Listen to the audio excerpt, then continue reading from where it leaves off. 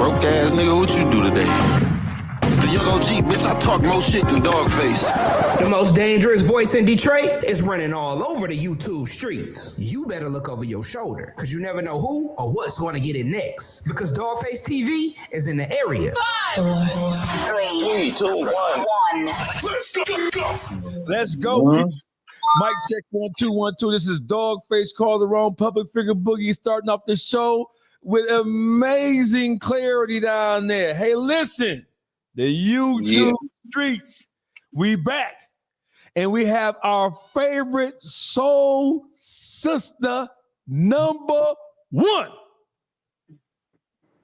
Hey, Henny. Hey, Henny. Hey, Boogie. Hey, what's poppin', Dogface Juice and Detroit Gossip? What's poppin', everybody? Now listen. We have only been trying to get in contact. I know public figure Boogie has made an attempt. Uncle Juice has made an attempt. Detroit God has made an attempt, right? And today, she only answered the phone for me because her phone was connected to her computer. And so therefore, my number is not in her computer. So when the call came through, I tricked. You full of shit. You full of shit. You gonna continue this bullying? Now this where my title come into play at, because you bullied me. He bullied me. You bullied me. I'm supposed to be on vacation. No. So listen. So we call the group chat in the YouTube streets, we call it the Dog Pound Public. So Henny is so popular that all of the podcasters from coast to coast, they have commandeered her content and they are using her content, most of whom are not even trying to solicit her approval for having done so. Now, so listen, we're going to start with YouTube street etiquette. For all of you YouTubers, there's 2 types of YouTubers, right? We're all content creators. Some are better than others, but there are 2 types. There are those who create original content, and then there are those who spend the majority of their time in front of a camera or in front of whatever, talking about content that other people have created. You have content originals, and then you have content copycats. So to you content copycats, we are asking you to, if you're going to utilize content, we don't care. We really don't care, because all you're doing is helping push us to your audience, to your fan base. And your fan base, we believe, even though you guys don't know it, they're savvy enough to understand, well, if he's always or she's always using content from Henny Say Reviews or Public Figure Boogie TV or Detroit Gossip or the Beat Factory 313 or Dogface or whomever, let's go to them. Let me subscribe to that channel since you are always sharing their content. Henny, you have been robbed by the YouTube street thieves. I have indeed, more than one occasion.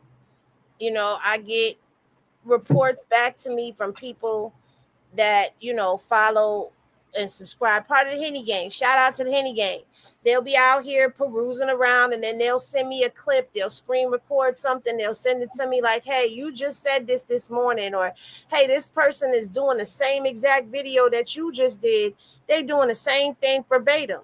And it's just like, you know, at some point in time, I mean, I don't mind being an inspiration, but goddamn, like I'm a female out here. My voice is already drowned out by the masses. Give credit where credit is due. But on the flip side of all of that, I'm on a panel full of men. I've kind of started looking at it like, well, when a dude has a female, what do? Y'all go home and y'all talk to y'all female. Y'all tell y'all female what's going on. She gives you feedback 9 times out of 10. If it's good feedback, you got a good, solid mental female who's good and solid in her mental, can see things. She give you some advice, you run off and you go do what she said and it works out. So maybe that's what it is. Maybe I'm just the female sounding board for a lot of people out here, but don't get egotistical and puff out your chest when you basically poached the information from over here. Like, so Henny, our audience is not as sophisticated as yours. So when you say poach, they don't know what they mean. They think you mean a poached egg. Poach means stealing, you bitch ass nigga. Stop stealing. It's a polite way of saying steal. They thieving. They thieving out here. Yeah, if you're going to take content from people, at least mention who you got it from and put the link in the description when you do that. I mean, come on, man. Let's have some etiquette on the YouTube streets. They are already traditional journalists are already trying to say that we are not real journalists. Although but that's bullshit because they get a lot of their information from us first. Absolutely. I've broken plenty of stories before any of these, even ABC, NBC, Fox News Network, CNN, and the Henny gang can vouch for that. I've broken stories in court docs before mainstream media. Well, you know, we know. So for them to try to discredit us is bullshit. They just mad that we out here stomping right along with them, if not better. Yeah, they mad because shit. First of all, the numbers are down across the board when it comes to mainstream media because we know, we understand that mainstream media, they have been commandeered by politics. They've been commandeered by particular schools of thought. They're trying to force shit down the motherfucking throat. We know that. The saving grace is independent journalists who are operating in the YouTube streets, who are bringing you substantive quality reporting, and we're communicating that to you in a real world way so that you can understand it. We ain't doing no highfalutin ass language and shit. No. We gonna call a bitch, a hoe, and a spade. Y'all like that, don't y'all? Gotta give it to them raw. That's what the people. That's what the people love, bro. And that's what they want. So listen, let's jump right into it. This first story. This 100 men versus a gorilla. My first thought process, my first thoughts when I seen that, I said, no, ain't no 100 niggas. It said 100 men.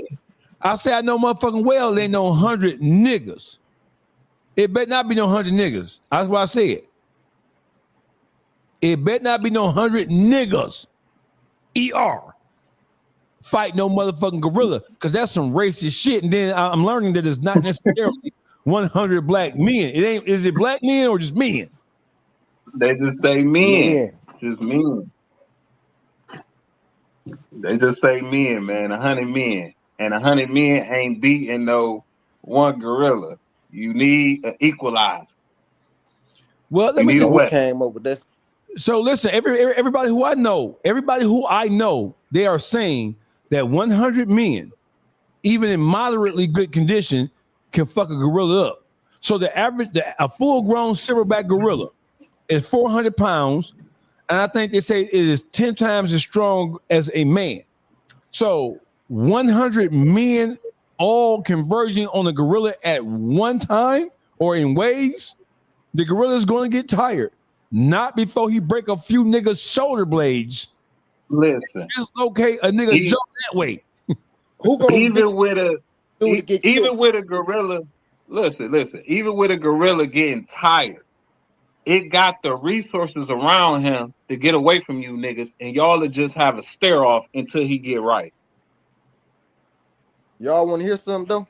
You know what I'm saying? Like, nigga, you can't swing from no trees. You can't jump as high as he could fucking jump.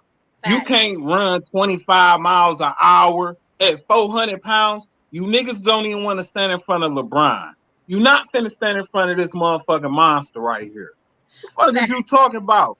And on top of that, y'all see him climb to the top of the building for that fucking white woman? That's right, Boogie. Listen, right, man. Y'all better, man. That was some racist shit. However,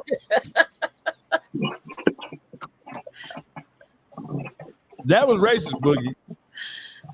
Cause you know that movie. Y'all seen the same thing I seen. I seen where you coming from, Boogie. I see it. I seen that. Hey, Boogie, you just dropped some historical racist shit on this podcast, Boogie, because you know the story of King Kong is really about big old black burly ass niggas going after the lily white, pale skinned white woman. Shannon Sharp. Huh? You say that was Shannon Sharp? What? Boogie, you going to hell. See, that's why In a hand basket. Oh shit. That's why people don't like you right now, Boogie.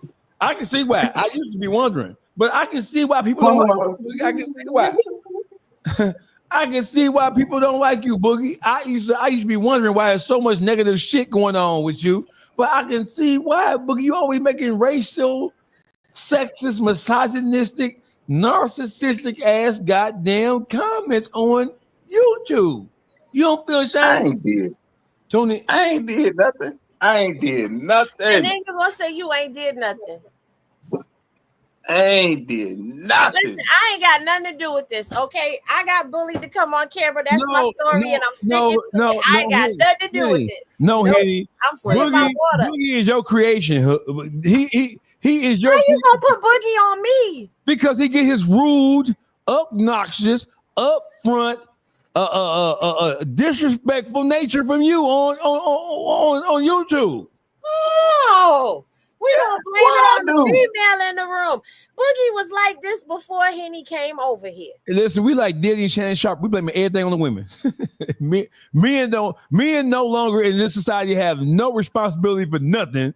It's all the women. We men just here. We just here. We not up front. I didn't know I was on that type of podcast where y'all he man woman hating, blaming everything on the female. Yes, that's some bullshit. That's some bitch ass nigga shit right there. Hey, we ain't going for that shit, Henny. Don't do that. We ain't going for that. This was Juice idea. Speak for you too. Listen, right? Huh? You see, Juice ain't saying nothing. Damn. I told you, Henny. I'm tired. Henny, didn't I tell you? I'm tired of these niggas. I'm glad you're here. Okay, I'm tired of these niggas. Listen, I had to come here. I got to have your back. That's why they got us at the bottom. I'm saying 100 men versus a full-grown silverback gorilla. My first thought process is when I get past the racial component, I'm hoping that it is not 100 black men. I'm also hoping that there are not more black men than any other race who are trying to attempt this foolhardy thing. Now, I don't even know what made anyone even think that they would be able to do that. I mean, the strength of one silverback gorilla against 100 human beings, that's a no-win situation. The they thing think is, they gonna grab a leg. They think Twin gonna grab a leg. No, who want to be the first couple of ones that run up on the gorilla? See, the thing is, the first couple of ones go get fucked up so bad that everybody else go fall back. They go fall in line after the gorilla lay his demonstration down. They might get killed. Fucked up is an understatement. Ain't no mic to it. You see what I'm saying? Because like you say, who gonna be the first? No mic to it. They ain't gonna get fucked up. They gonna get killed, man. One goddamn punch or slap, knock a motherfucker to a coma. You see what I'm saying? But then the thing is, he ain't go just punch or slap. When he grab one of them, he go do some so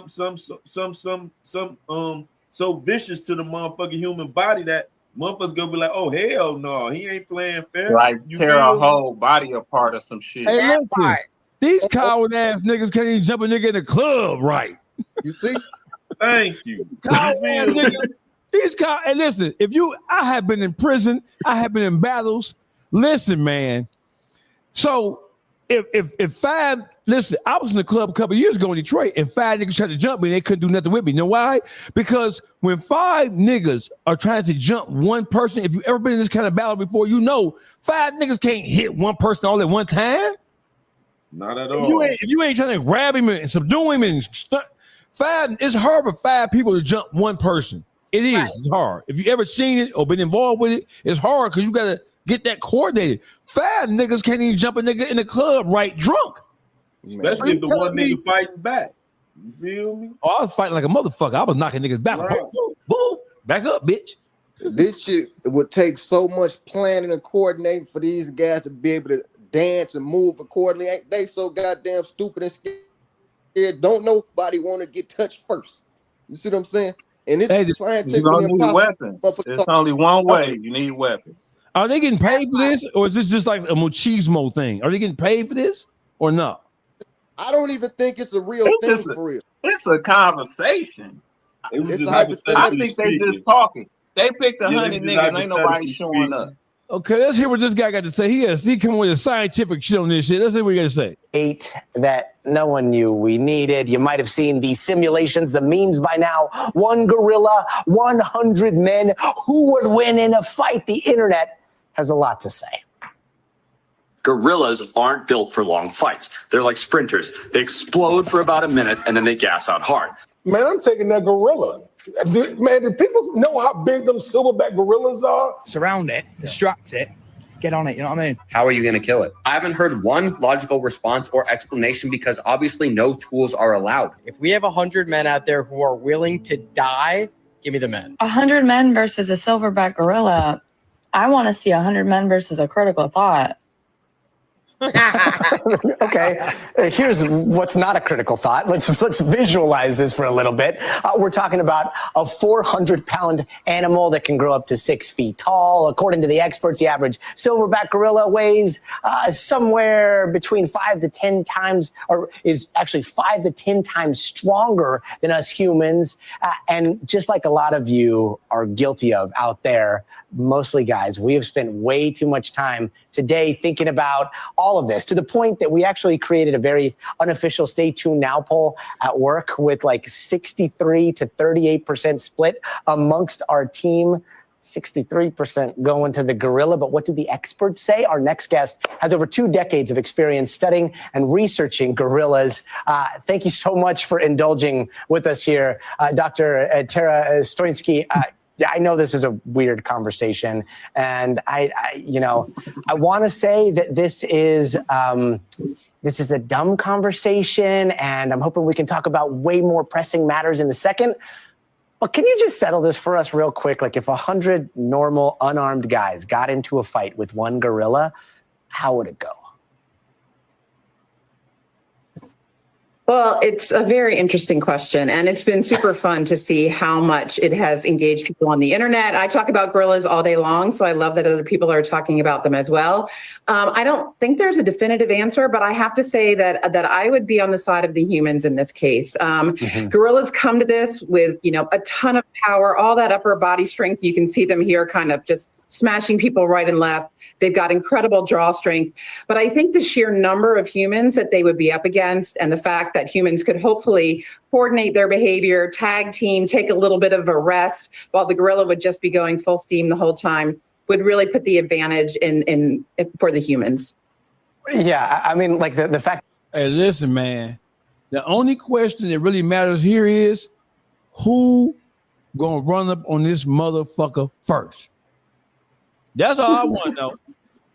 Now, which one of you brave souls, Juice, you going first? I'm with the gorilla. I'm on the gorilla side. Nigga, it's gonna be. You hear me? It's gonna be 99 verse 2. Y'all crazy as hell. They said me, so I'm out this equation. Right. No, but Henny, you have to prognosticate though, Henny. They said me. Say 99 verse 2. Okay, I get it that gorillas are built for fast, powerful, explosive behavior.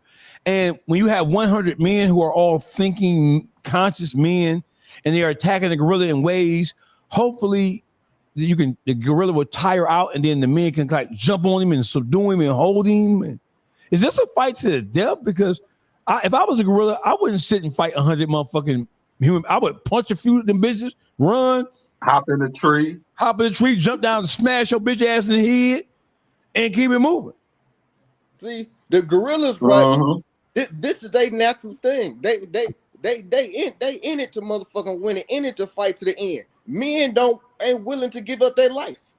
You see what I'm saying? I'm with Miss Pammy on this one. She said, I got the bandages. I got the peroxide, the Neosporin.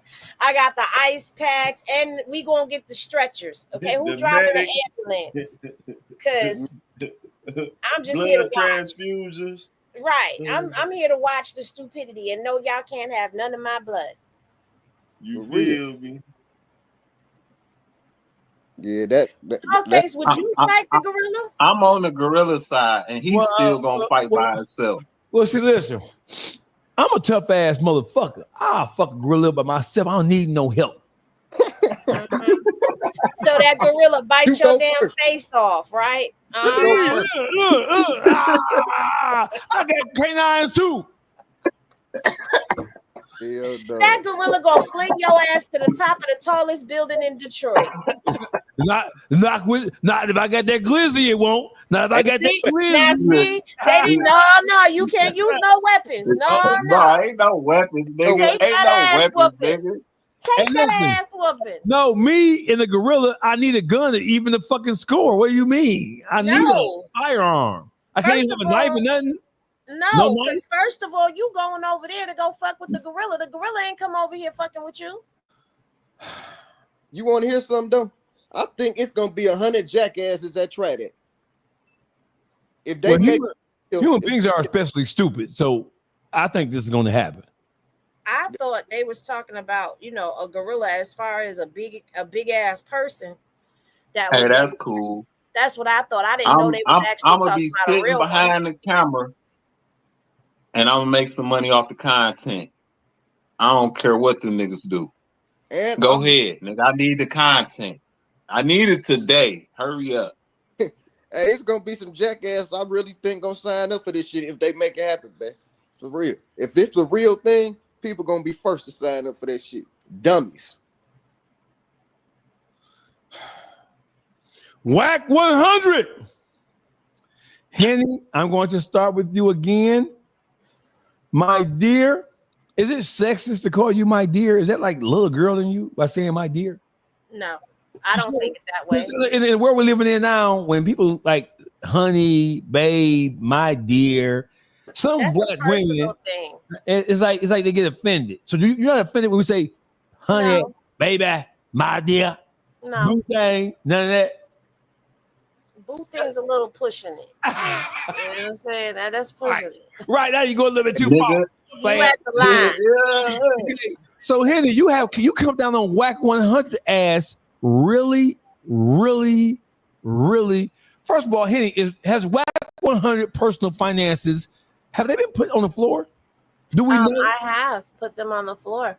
Okay. And actually his personal finances started breaking down publicly during the Keefe D trial when it was said in a court of law that the month prior to when the money was sent to his account for him to go over there to the bail bondsman, he had only a couple of thousand, he didn't have money in his account basically. Right. He made it seem.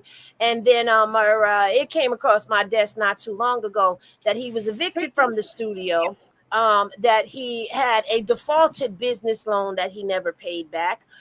He's got lawsuits coming at him up the yin yang. One of them from over in Australia that done made its way over here to the mainland in California. That's waiting for a default judgment. He's got the RICO case with 2 RICO cases with Ray J. One of them is looking for a default judgment of 10 million. The other one is looking for 40 million. So when you add all of these lawsuits up, he's looking at about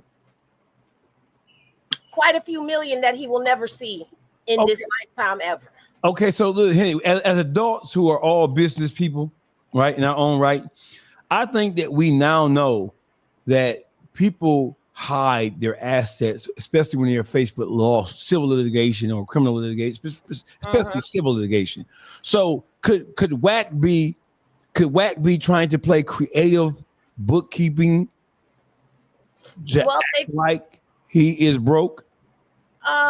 There's a possibility because, when you get into the games case, you also have where they were funneling money through shell companies. And when you take it back to the Keefe D case, they were saying there was a lot of wires that were going on that did not have labels to them. Like, how there's the notes, you say what it's for and where, a lot of that wasn't going on. So yeah, there's a possibility that he could be hiding money. But we know that he's also doing business fraudulently because he does business under 100 ENT, HUNNID, 100, which he stole from the game's brother. And he also does business under 100, the number ENT as well. And they were confusing the two, crossing the two up in that Keefe D case. When you look through the transcripts, they kept saying this 100 and this 100. They kept switching them. So yeah. He's got a lot of shady business, underhanded practices that he does. One thing you know about a freaky man, they know how to hide some money. They know how to hide some money, man. And listen, this nigga Boogie, don't do that. See, this is what I'm talking about. He said, well, I do. Because you said we know he know how to hide something. Where he gonna hide it at, Boogie? 3-finger whack. 3-finger whack. We know how to hide something. Whack a bad motherfucker. But see what motherfucker fail to realize though. Don't mind me. Wack play a hell of a divide and conquer game. You feel Absolutely me? Does. Hey, listen, so that's a perfect segue, Juicy. We're gonna let you start with that. Hey, listen, it has come out, it's been revealed to us that Wack100, he is so the whole Big U, Loose Cannon, 600. What's the other goofy ass nigga name? Brick Baby. Dumb ass nigga. So Brick Baby isn't a part of his little crew. But he's a Crip though. Yeah, so he is. I think this is so Wack100 on his page. Let's go right to it. Let's go right to what Wack is saying and how he is articulating. So right here, Wack made a post. It was a couple of hours ago, 5 hours ago. He says in the post, it says this from his Instagram page, the 100 show. This call is being recorded. Maybe he needs to go to the ear doctor, and she just rubbing her hands while the trainer is caressing the back of hers, saying, "Yeah, baby, daddy, give them what they need to keep you in there." Crush to be told. Law 37 from the 48 laws of power. Law 15, crush your enemy totally. Law number 37, he fell for the spectacle in the form of clubhouse stage and podcast microphone. So Wack100 is saying that he used the Crips, the Rolling 60s. He used them to exact revenge on Big U, his pronounced enemy. From the time that he and Big U fell out a couple of years ago, 3-4 years ago, Wack100 is saying that he used the Rolling 60 Crips, specifically Brick Baby, Loose Cannon, Christopher Lovejoy, aka Christopher Williams ass pussy ass nigga. He used them to exact his revenge on Big U, at the same time causing them to fall as well. Let's listen to what's going on here.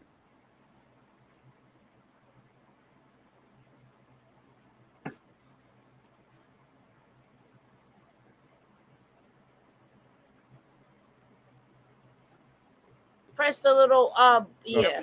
You gotta stand on everything that you goofy, and when I see you gotta stand on everything that you saying. You know when I see you, it ain't gonna be no talking. You not like that, sweetie. Bubble butt. You gonna get it. This is facts.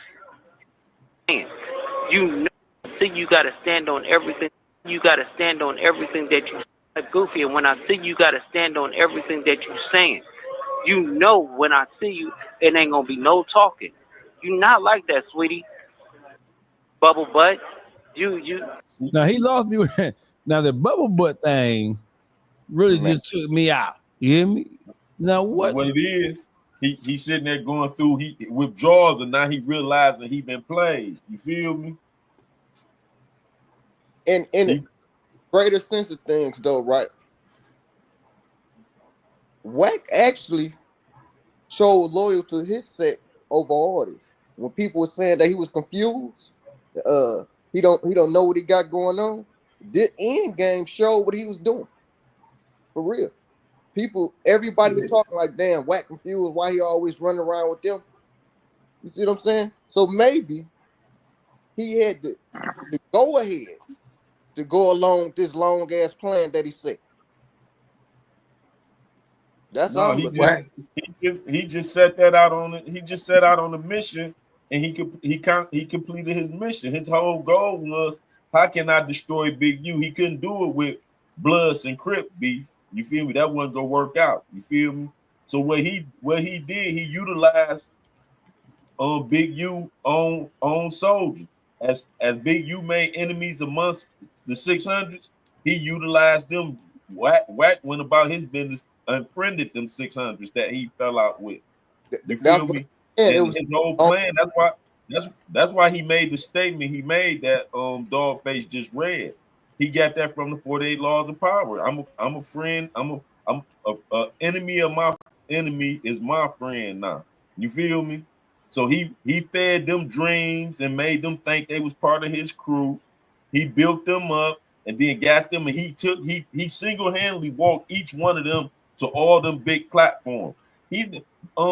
Loose Cannon wouldn't have got on no academic show. He wouldn't have got on no jumper. Wack opened all them doors. All them doors Wack opened up for all of them for 600 and Loose Cannon. He blew them up overnight. But to get them on the shows, what they had to do was go on there and talk about Big U. Any dirt they had on Big U. You feel me? He didn't just take them on there to promote their own lifestyle or they promote their own brands. He took them on there. Why? To single-handedly take down Big U, which he did. Now he's putting it out there to the public like, yeah, I did that now. So, like you said, do that make Wack100 also a rat? You feel me?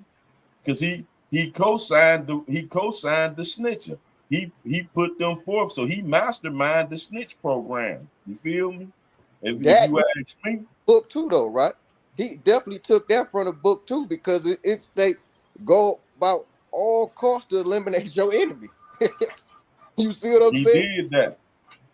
So he ain't worried about being no snitch. He went all out and went through whatever it means to crush his enemy. Well, see, he ain't gonna admit that he snitched because he gonna say, what did he tell? But see, the thing is, he puppet mastered the snitching. He didn't verbally do it. You feel me? He puppet mastered, like I said, and he walked them boys through whatever they had to say and put it out there for the world to hear. He opened the door. Oh, y'all willing to go on? If I get y'all on No Jumper, you go on there and tell it. I get you an interview with Ack, you go on there. You know, that's millions of views. And he did that. So yeah, he indirectly is a rat. You feel me? And I ain't gonna say indirectly, he directed it. Shit, I wouldn't even say indirectly because if you go into something, if you know that I'm going to take human beings who are ill-informed, undereducated, if you take some stupid ass niggas, if I knowingly go get the stupidest niggas I can find who have an association with a person I don't like, and I'm able to take those people and I'm holding them in my hand and use them to my own devices in order to get a nigga locked up. That's Wack is acting as a DEA agent. He's acting as a controlling agent trying to get his piece. This nigga's like Keith Cromer. He's using people, and the end result of it is to get that nigga locked up. That's snitching. That's snitching. That's beyond snitching. That's diabolical. Wack going for the takeover. Yes. That's what Wack doing. Because we asked the question, Henny, why aren't the Crips, and I know there are different variations of Crips in LA or in California. They're not all the same. It's not one monotheistic association or group of people, but we never see, I have never seen a contingency of Crips representing their brand coming out and speaking against what 600, Loose Cannon, and Christopher Lovejoy, who all purport to be Crips. Nobody has come out with any voice to criticize them or to try to shut them down or at least tell the whole world they don't represent us. Well, I can't say that because there are plenty of Crips that are out here in the internet streets that do criticize them, that do call them out for their stuff, who tell people like, this basically they lying. There's some snitches. There's some setup people. They're no good. There are people that are out here. The problem is I ain't seen. They don't have no voice. They don't have no. They don't have a microphone like Wack. They haven't shown up in your algorithm, but they are there. They are out there. I'm pretty sure there is, but I'm saying that is, Wack orchestrated this shit to the T. But here's the thing: everybody focuses on Wack. Right. Everyone focuses on Wack. Even I myself have been guilty of focusing on Wack. And what happens is Wack becomes the bigger target, the bigger story.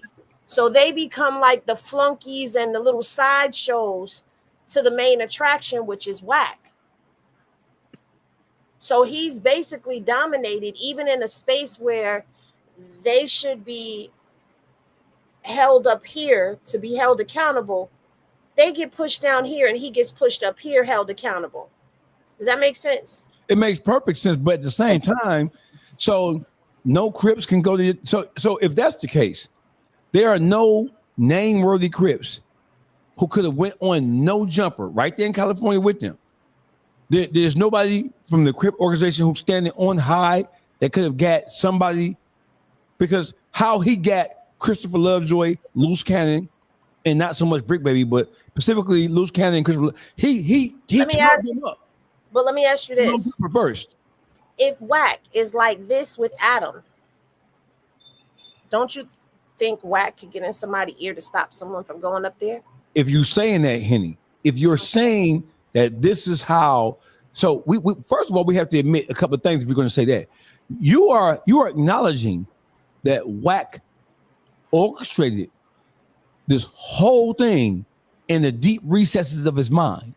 You are saying that he used Adam 22 as his proxy to help, unbeknowingly or knowingly.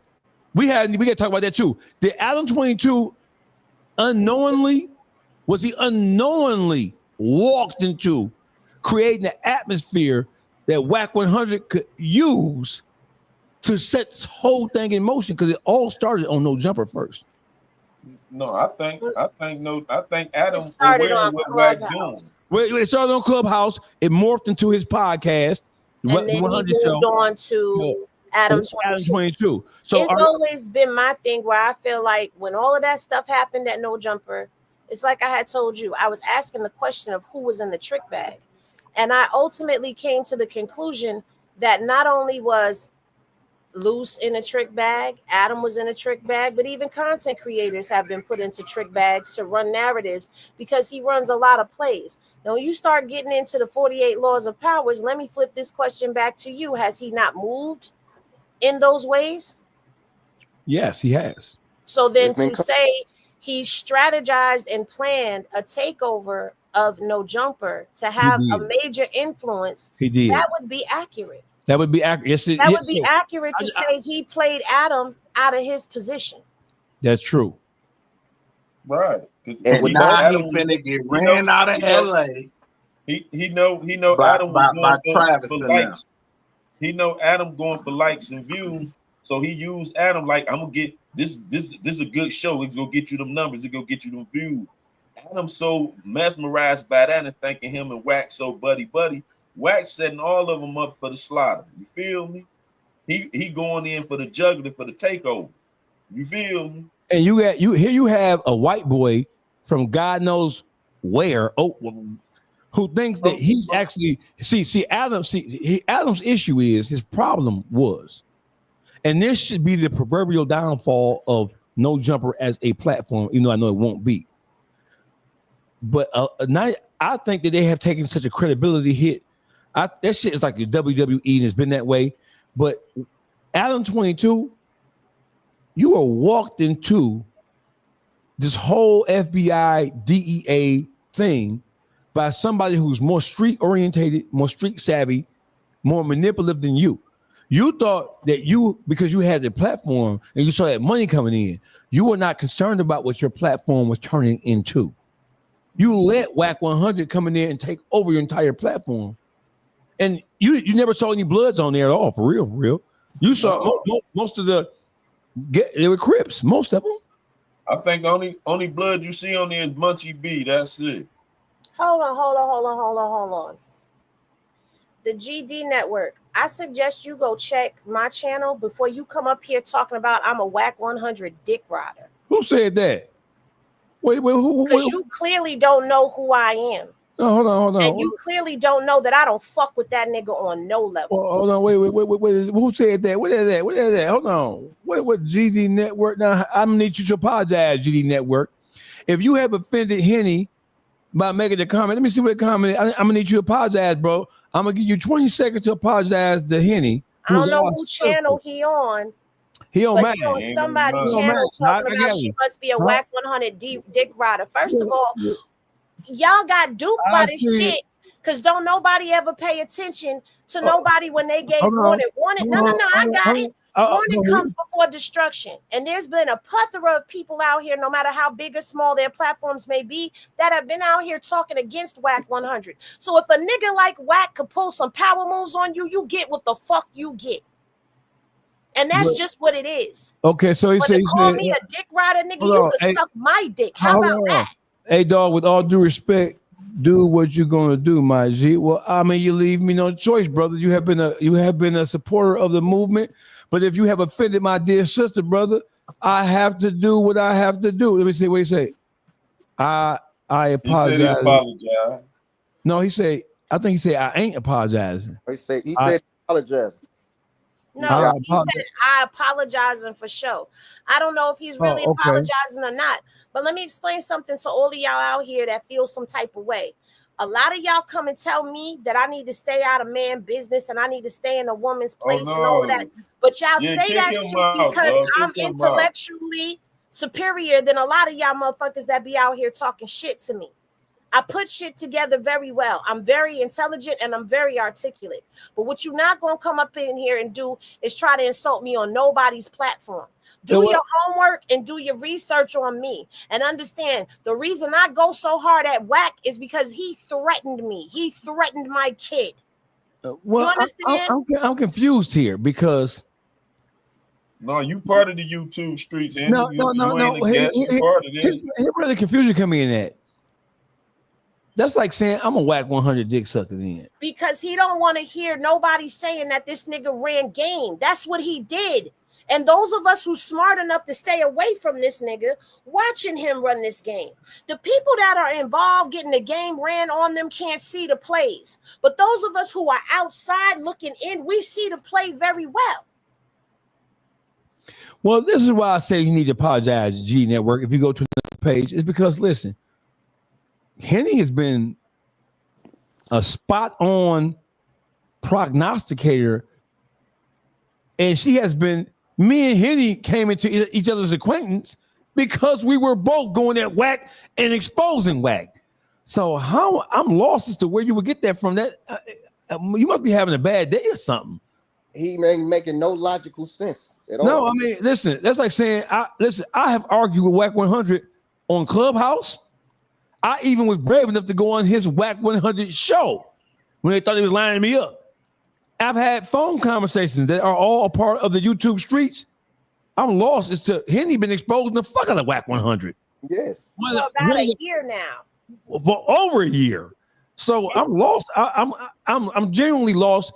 I want to apologize to you on behalf of the YouTube streets, even though I don't got to, because you know how to handle yourself. You're a grown woman, right? So it is what it is, but that don't make no sense. If you're gonna come on, if you're in the dog pound, no matter whose channel you are in the dog pound on, when the YouTube streets our chat is called the dog pound. Come with sensible, factual, articulable comments, bro. Don't come with no crazy shit like that, because it don't make no sense. Because Henny's been one of the most vocal critics of Wack100 for the better part of a year. That don't make no sense. Yeah, that right there went so left field. Man. I'm lost. And the GD Network is a guy who's been on. He's been supportive of everything that we've been doing for ever since I can remember doing this shit. But that shit there, That's why I asked you to apologize. If you see us later on, brother, I asked you to apologize because that didn't make no sense. And when you look at the facts of who Henny is and what she's done, what she has done, that don't make no sense because she's been one of the most vocal critics of Wack and everything. She's been exposing and talking about what he is doing long before the general public understood what the fuck was going on. She saw the indictment coming. She saw what was going on from the very beginning. So I'm lost. And the thing about it is, it don't matter if a content creator like me or not. One thing I can say is when I slide in them chats, I get mad love and respect. You know why? Because I come out swinging when I come swinging on him. And I have uncovered every piece of court document except for the Main Street and Texas cases. I have not covered those because those were already covered eloquently. There was no need for me to come stepping behind and doing any of that. Those were already covered. But these RICO cases, these lawsuits that he got in civil court cases, finding court documents based off of his businesses and what's still in good standing and what's not in good standing that he's still using, which is illegal to do.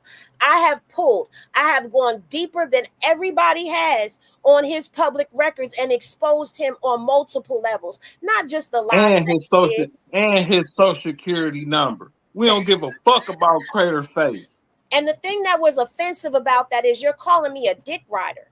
Why? Because I'm a female? No.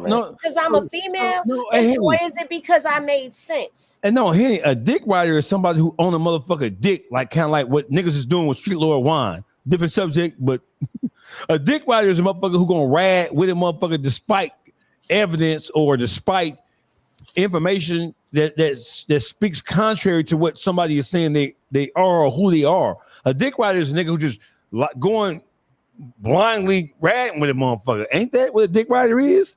Dick rider got multiple meanings to me. Yeah, I know, but dick rider at the end of the day, I had no choice but to go that way with it because I know for myself and everybody in the chat and everybody up here on this stage know I'm far from a Wack100 dick rider.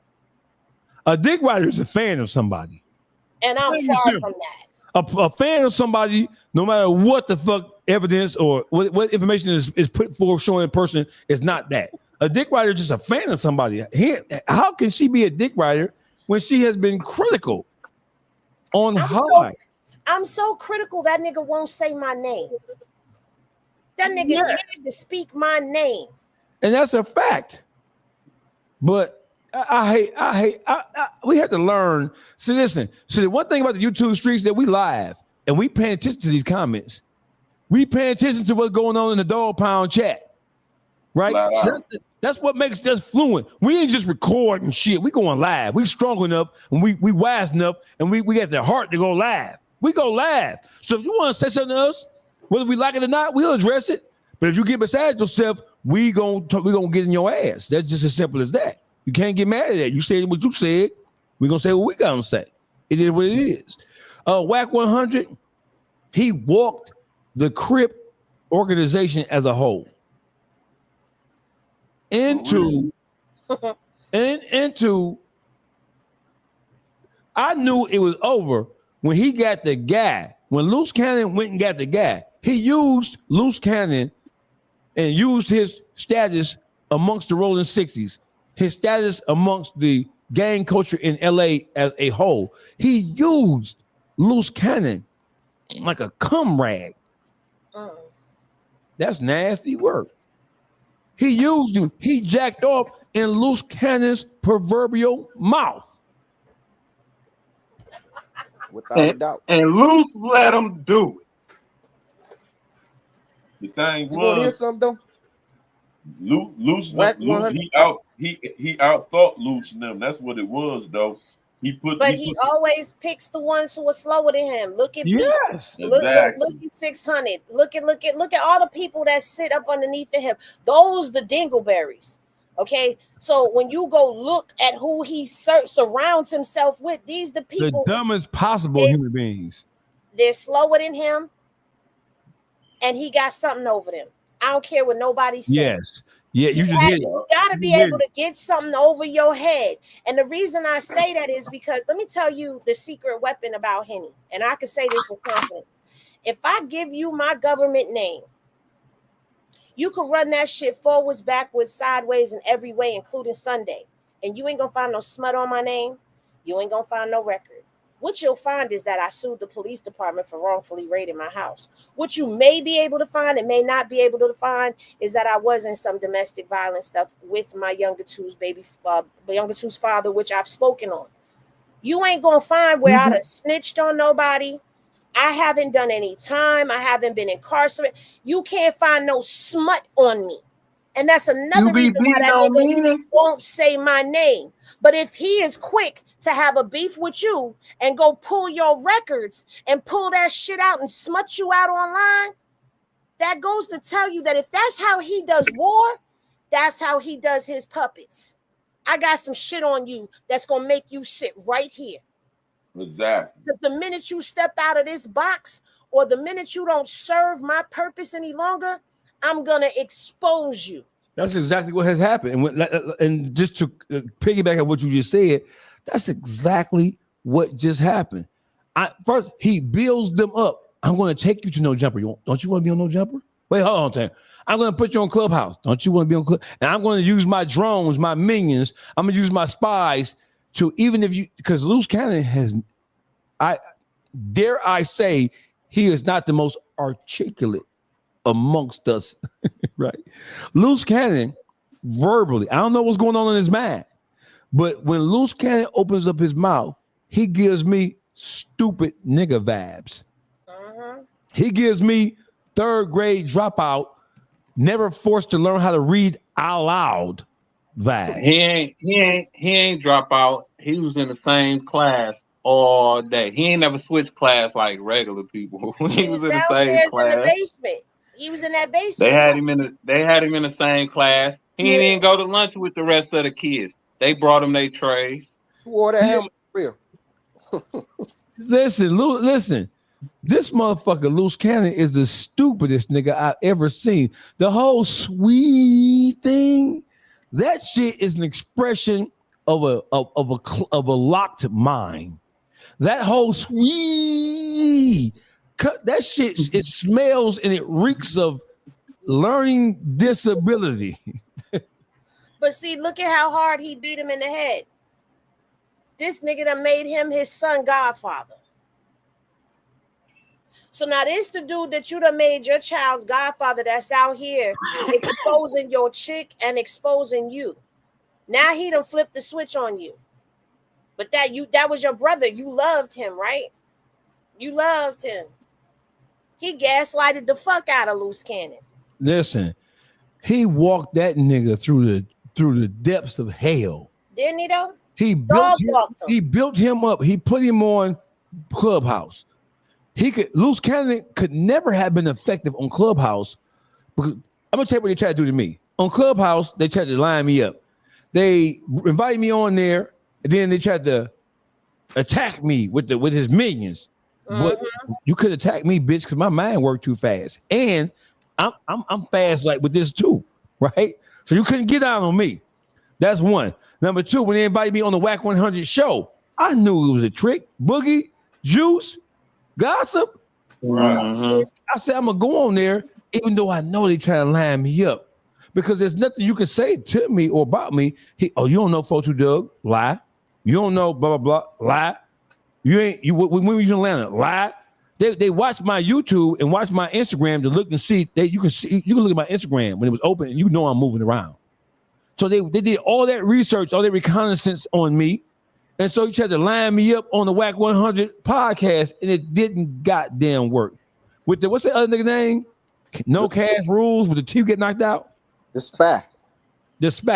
Pussy ass nigga.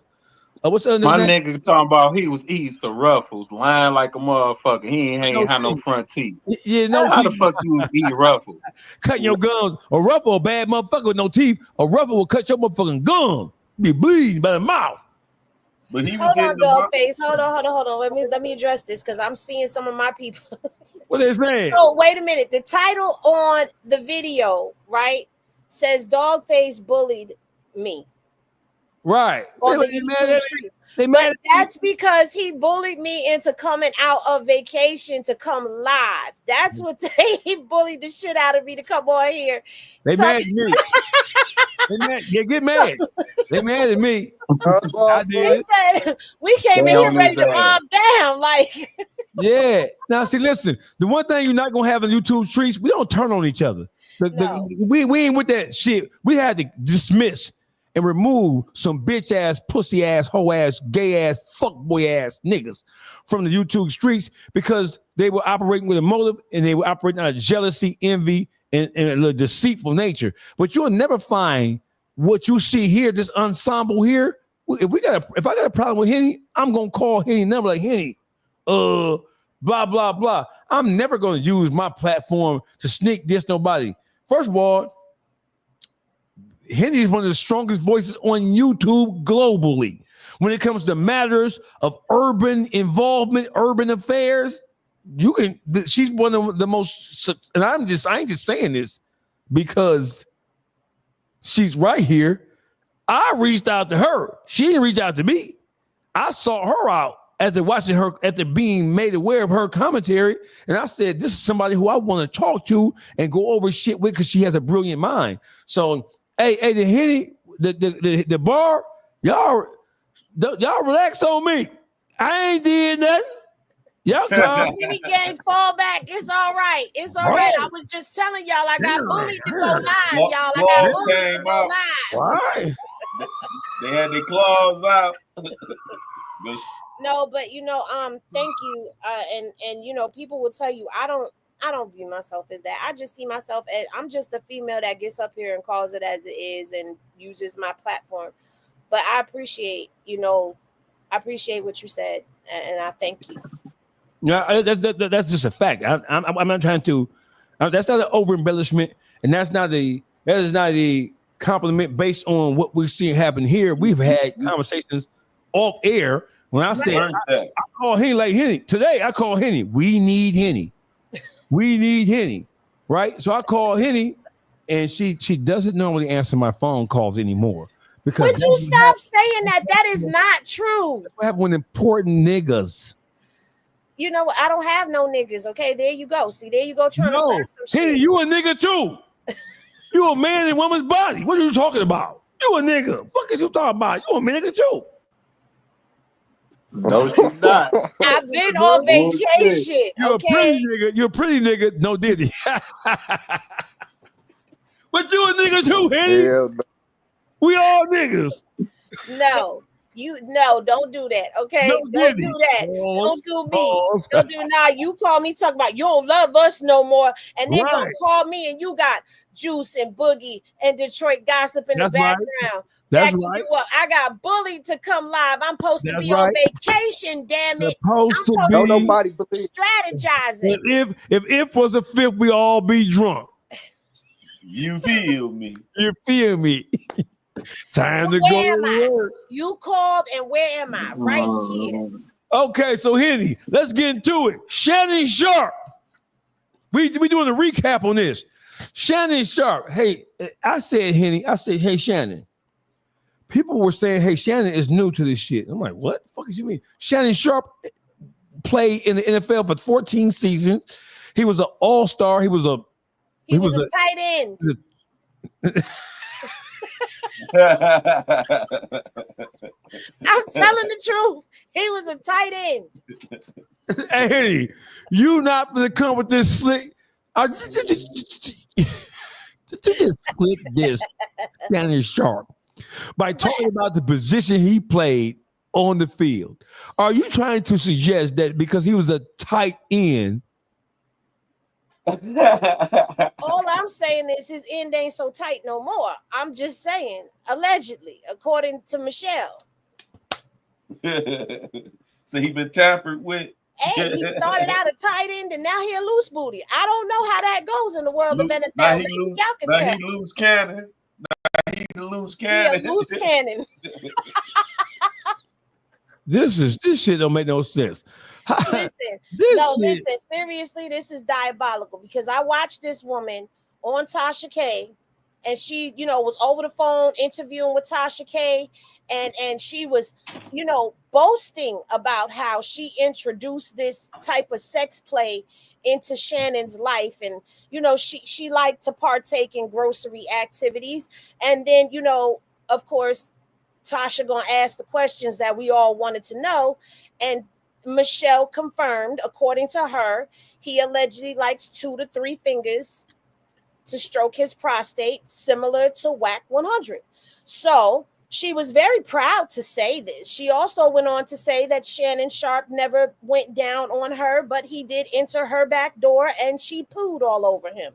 So she was very open about her sex life with him, only for her to do another interview that I just saw yesterday on the Shade Room, where now it's sounding like she doing that typical cry wolf shit, where now she not so boastful. Now she's sounding so hurt. Now she's switching up her tone because somebody must have told her you can't be talking like that, talking about, you know what I'm saying? So now her tone done changed. Mm-hmm. You know what happened? Diddy got an underground gameplay book for these niggas. Diddy done passed out a motherfucking handbook or something. Is Michelle the white girl? Freaky. Yeah, they're all white. They're the all only white. one that ain't white is his baby mama. Who's an old sea hag looking white woman talking about That's Michelle Evans. That's the one I'm talking about, that he was letting play in his hind parts. Bitch, ain't nobody trying to fuck you, sea hag looking bitch. He was. She came out because she seen that young bitch getting all that money. She said, hold on, I gotta get in where I'm fitting in. Because her lawsuit was first. So she's suing Shannon because of what? What is Michelle suing Shannon about? She's suing him for defamation, for sexual assault. She's saying that he played games and got her to lose her job at Turner Broadcasting System because she was in the world of sports, interviewing people and stuff of that nature. Okay. But she's alleging that when she pissed Shannon off and he, she didn't want to be bothered with him no more, that Shannon pursued her, wouldn't take no for an answer, and decided to go ahead and destroy her career and her reputation. So he a monster then. Allegedly. But I'm gonna be honest with you. I don't feel sorry for people that end up in these types of situations. Because first of all, Shannon, what the hell is your senior citizen discount ass doing with a 20-year-old girl? First, I said that, and I stand on to this day. Listen, that's a kid to him. Listen, when you brought the NDA to her, you didn't bring an NDA to her because it was going to be a straight up relationship between you and this young lady. You wanted her to sign an NDA because you didn't want her to possibly in the future reveal your sex hand. That part. You got a sex demon in you, Shannon. Like I said before, so he didn't want to. So he didn't want to leave Michelle alone. I stand corrected. Did you see King Kong climb to the top of that fucking building for that white girl? Did you see it? Shannon Sharp. Hey, Boogie, you do realize that what you're saying is racist. You do realize that, right? Or no? It's not racist. Them facts. He wouldn't leave Michelle. He wouldn't leave Michelle alone. Michelle wouldn't leave King him Kong. They wanted that white girl safe. He ain't want to give her up. He climbed to the top of that fucking building. Hold on, Boogie. Wait a minute, because they was together. Him and that Michelle girl, that lady, was messing around for 10 years. Even though she got married and something happened with her husband, where it's being alleged that she might have unalived her husband because they got into a domestic dispute. Now, I don't know if she went after him or if she ran him over with the car, but there's something in that court doc that indicates that there was some type of vehicular assault that happened and she ended up in some legal trouble. And Shannon had his name up in that too. So at the end of the day, it's a lot of stuff that went on. And my thing is, you was there for 10 years dealing with this man. Uh-huh. So what else was going on? She claims that he was not abusive to her. She claims he didn't put his hands on her. She said the one time she said he did, like he used to shove her. And the one time she said he shoved her, and y'all men, and it's gonna get nasty. But she said he shoved her so hard off the bed that she almost hit her head. Well, the reason why Shannon shoved her so hard on the bed is because she was on top and allegedly started her cycle, and he realized that she was bleeding on him, and he shoved that hoe off of him with all the force of the NFL training that he had. They got some shit going on. So is the question that you're asking us is, do we run red lights? No, I'm not asking if you run a red light. I don't want to know that. What I'm saying is, was Shannon, here's the question. Was Shannon justified in shoving her up off of him in non-consensual red light running? Yeah, it was an emergency in progress. It was a life detrimental emergency in progress. You are so inappropriate, Henny. I don't know how the fucking Henny gang puts up with you. Are you asking us, was Shannon justified by pushing her off him with a great amount of force because she was on her cycle? No, that's not what I said. Don't twist my words. Right. The exact question is for non-consensual red light running. That's what that was. So if she don't tell us that she on her period, we can push her off of us with force. I'm asking you, was that appropriate? Meaning, would that have been your reaction to get all for you? Yeah. Well, see, there's two ways where listen. Nah, it's yes or no. No, I'm going to answer your question, but I'm a savage ass nigga, so let me answer it in a savage ass nigga. Look at how the freak getting ready to come out because he's a savage ass nigga. We didn't ask if you was running red lights, though. So here's what I'm saying. So listen. So it's two ways that I have my wild west ways about me. Right? I pull my pants down. I hunch on the bitch. Right. So. If you finna bleed on my motherfucking $1,000 jeans, bitch, I'm gonna donkey kick your bitch ass. Now, if we in the bed and the mosey and the mosey and the blood just start oozing out, and I see it, I may be a little bit turned off, or I may be a little bit excited. Who knows? That was not the question. Don't ask me. I'm fucked up in here. Ask one of them motherfuckers over there. Ask Boogie or Gossip. If it was unexpected, and this is somebody that you clearly ain't really fucking with like that, and that happened. I know I'd have been off the Remy. That bitch would have went through the wall. See, this is what I'm saying. So for me, I'm just looking like, first of all, now let's I'm gonna take y'all to a whole nother realm with all of this. So hold on for a second, because some people would say that would be considered blood magic. Okay, that's roots and hoodoo stuff that you playing with. And Shannon is from Atlanta, Georgia. So there's a whole nother aspect of why he may have been. And I'm not trying to justify his bullshit. I'm just saying that one incident right there, I'm like, I can't say nothing. I can't say nothing. So as a woman, go ahead, Gossip. I say this is the first time I'd have heard them type of roots in this equation out of everything I've been reading, watching, all that shit. No, that's true though, Gossip. Them Southern Mississippi, the New Orleans, that Louisiana shit, they be with that blood shit. That's that hoodoo. That shit real. You better not be down there eating none of them women's spaghetti, boy. Right, Gossip. See? You horrible ass man. You're right. You keep your ass, you sit your ass down somewhere, Gossip. See, because Gossip is one of them adventurous souls. Oh, shit. Yeah. Hey, your boy Gossip, motherfucker. Oh, shit. Now, this was not supposed to be exposing. Right. See, we shouldn't have talked about Shannon. I shouldn't have said that. Christian man. All type of shit. Now you got people asking, did she make spaghetti? No. Hey, all type of shit happened on the YouTube streets. Hey, Shannon. I have one thing to say to you, Shannon. That was not very if you sharp think it of could you. be serious, ask me to call emergency services. No, that was not very sharp of you, Shannon. That was not very sharp of you. That's all I got to say. You've been in the NFL for 13, 14 years. You were a Hall of Famer. You were a Pro Bowler. You were a Super Bowl champion. You've been around money, fame, women, an excessive amount of wealth for a long time. You should have known better. I think his dashboard, his freak light popped on. Boom.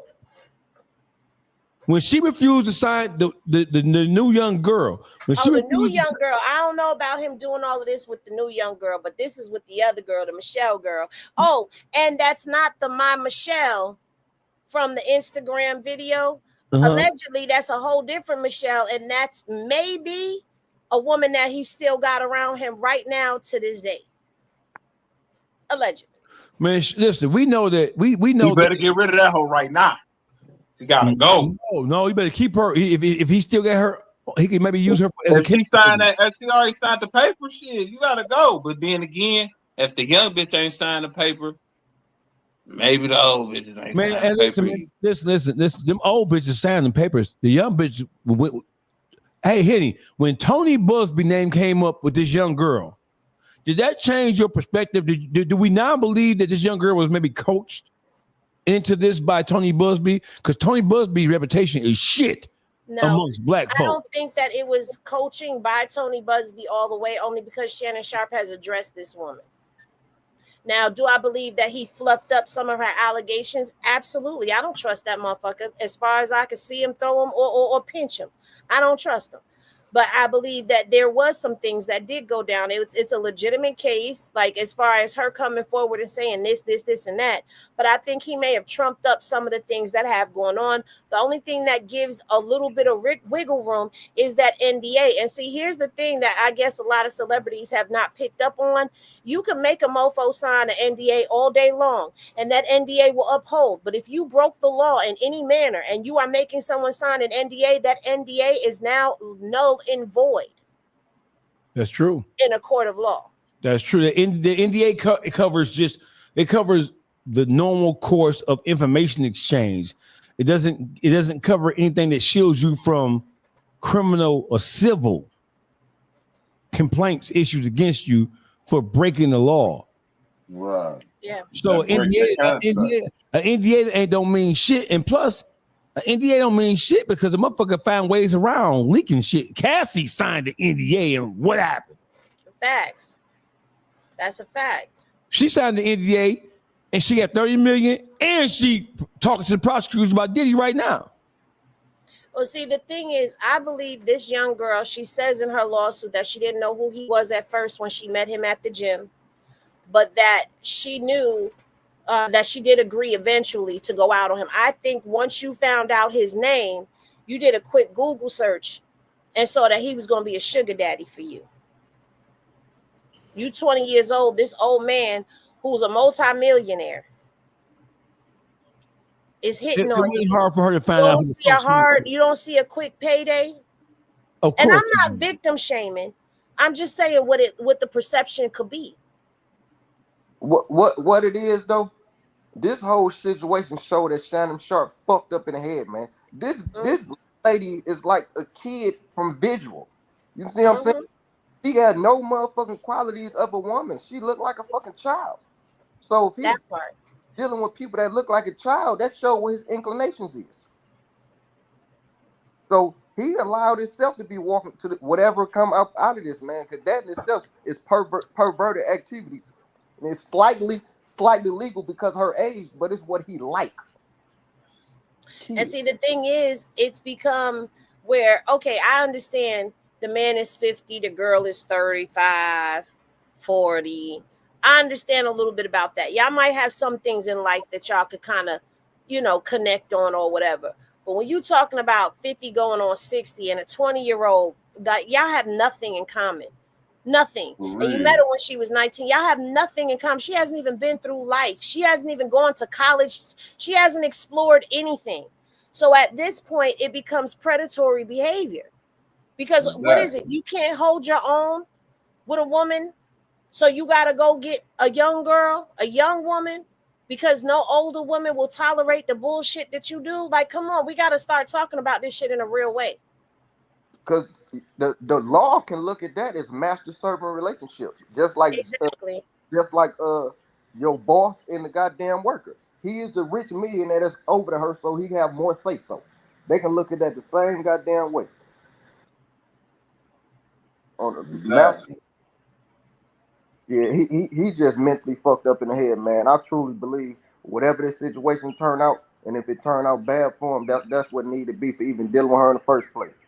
And the thing is, though, they been knew he was cut like that.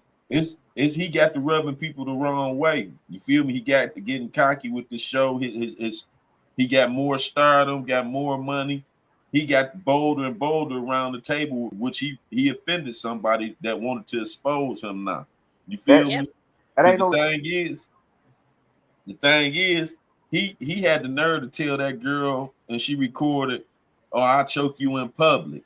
For him to even think he got that much pull, it'd be okay for a big black man to be choking some little white girl out in public. For him to even fix his mouth to even say the things he said, you feel me? He felt he got the feeling he's above the law. You feel me? She tricked him. She tricked him. He thought they was role playing. He thought he was just saying it on the phone. He wasn't really, man. He wasn't really saying he was role playing, and that bitch was recording, and she already knew how to play it. She was just playing her role.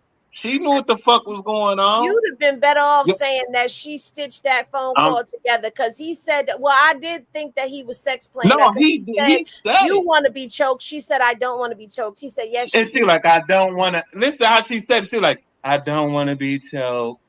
Like, who the fuck say it like that? I don't want to be choked.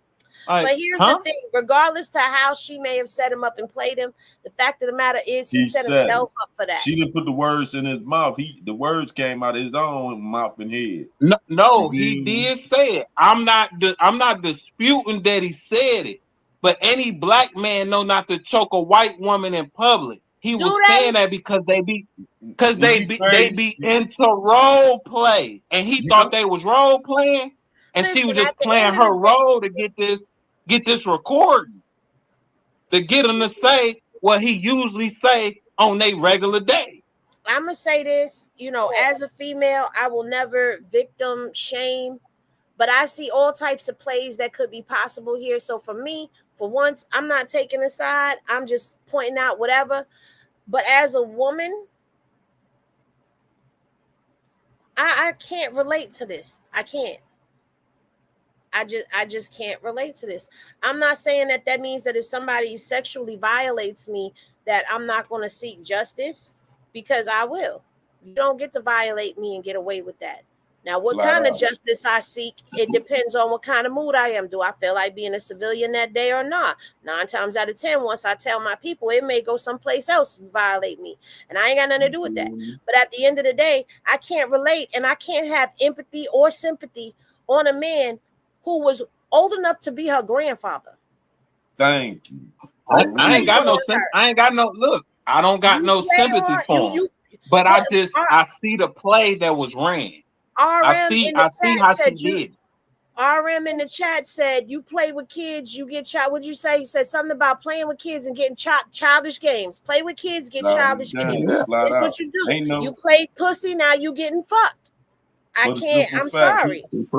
He shouldn't have been hanging out at no sandboxes to even be role playing or saying the shit that came out of his mouth. Because the thing is, no matter if she set the play up or not, your actions is controlled only by you. Can't nobody control your actions or what you say or do. You feel me? You got total control of yourself. You can't control nobody else. I don't agree with it. But, I just see how she baited him into it. What he doing now is called damage control. He done went over that tape and all that. So now he trying to say, yeah, I was role playing. We usually be role playing. You saying that after the fact. That's some shit, even role playing. That ain't no shit you tell no motherfucker. You feel me? You shouldn't even role playing. You shouldn't look at her text messages. You shouldn't have been role playing. That's where I was getting ready to go, Boogie. I was getting ready to go. Her text messages even allude to role playing, my nigga. Even her texts allude to that. But even those show that it's not so innocent the way that this picture is trying to be painted. She talking about she want a big black baby put up in her. Like, what? Nigga, this role play. even though He like, even yeah. that shit allude to the role playing.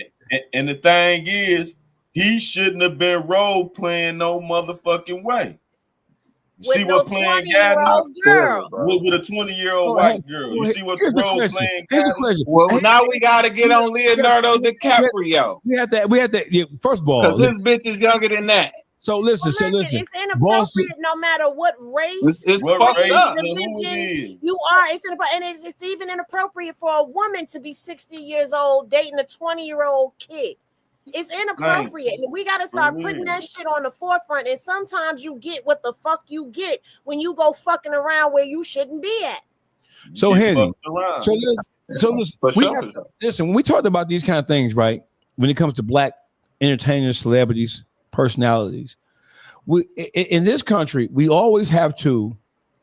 There's always an asterisk by what black men and women do that may be outside of the cuff of what's considered normal or appropriate. We always have to weigh that against what white people have traditionally been allowed to do, get away with, participate in, or get off on. So there's a conversation about, hey, Shannon may have did X, Y, and Z, but white people have been doing this shit since they were put on this planet, right? So we have to answer those questions just to be fair. So let me start off by taking a stab at it. Shannon Sharpe, he's not some young upstart. He's not some young guy who fell into a bag of money and didn't know how to handle it. He wasn't overpowered by fame or fortune. He wasn't overpowered by cameras because Shannon Sharpe has been in the spotlight. He's been in the world of sport and play and entertainment for 30 years. Long before he came across this little white bitch, he knew better. And I'm saying that the richer you are, the richer these motherfuckers are, the harder they fall because they get drunk off the power and money and influence. And they start to use their money, power, and influence to cater to their own darker nature. Do I feel sorry for Shannon Sharpe? Should we compare what white people have been allowed to get away with? Hey, listen. Let me tell you this. As black people, we do look at shit with a grain of salt.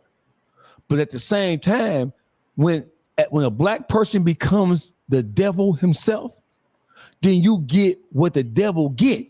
When you walking with the devil, when you parlaying with Lucifer,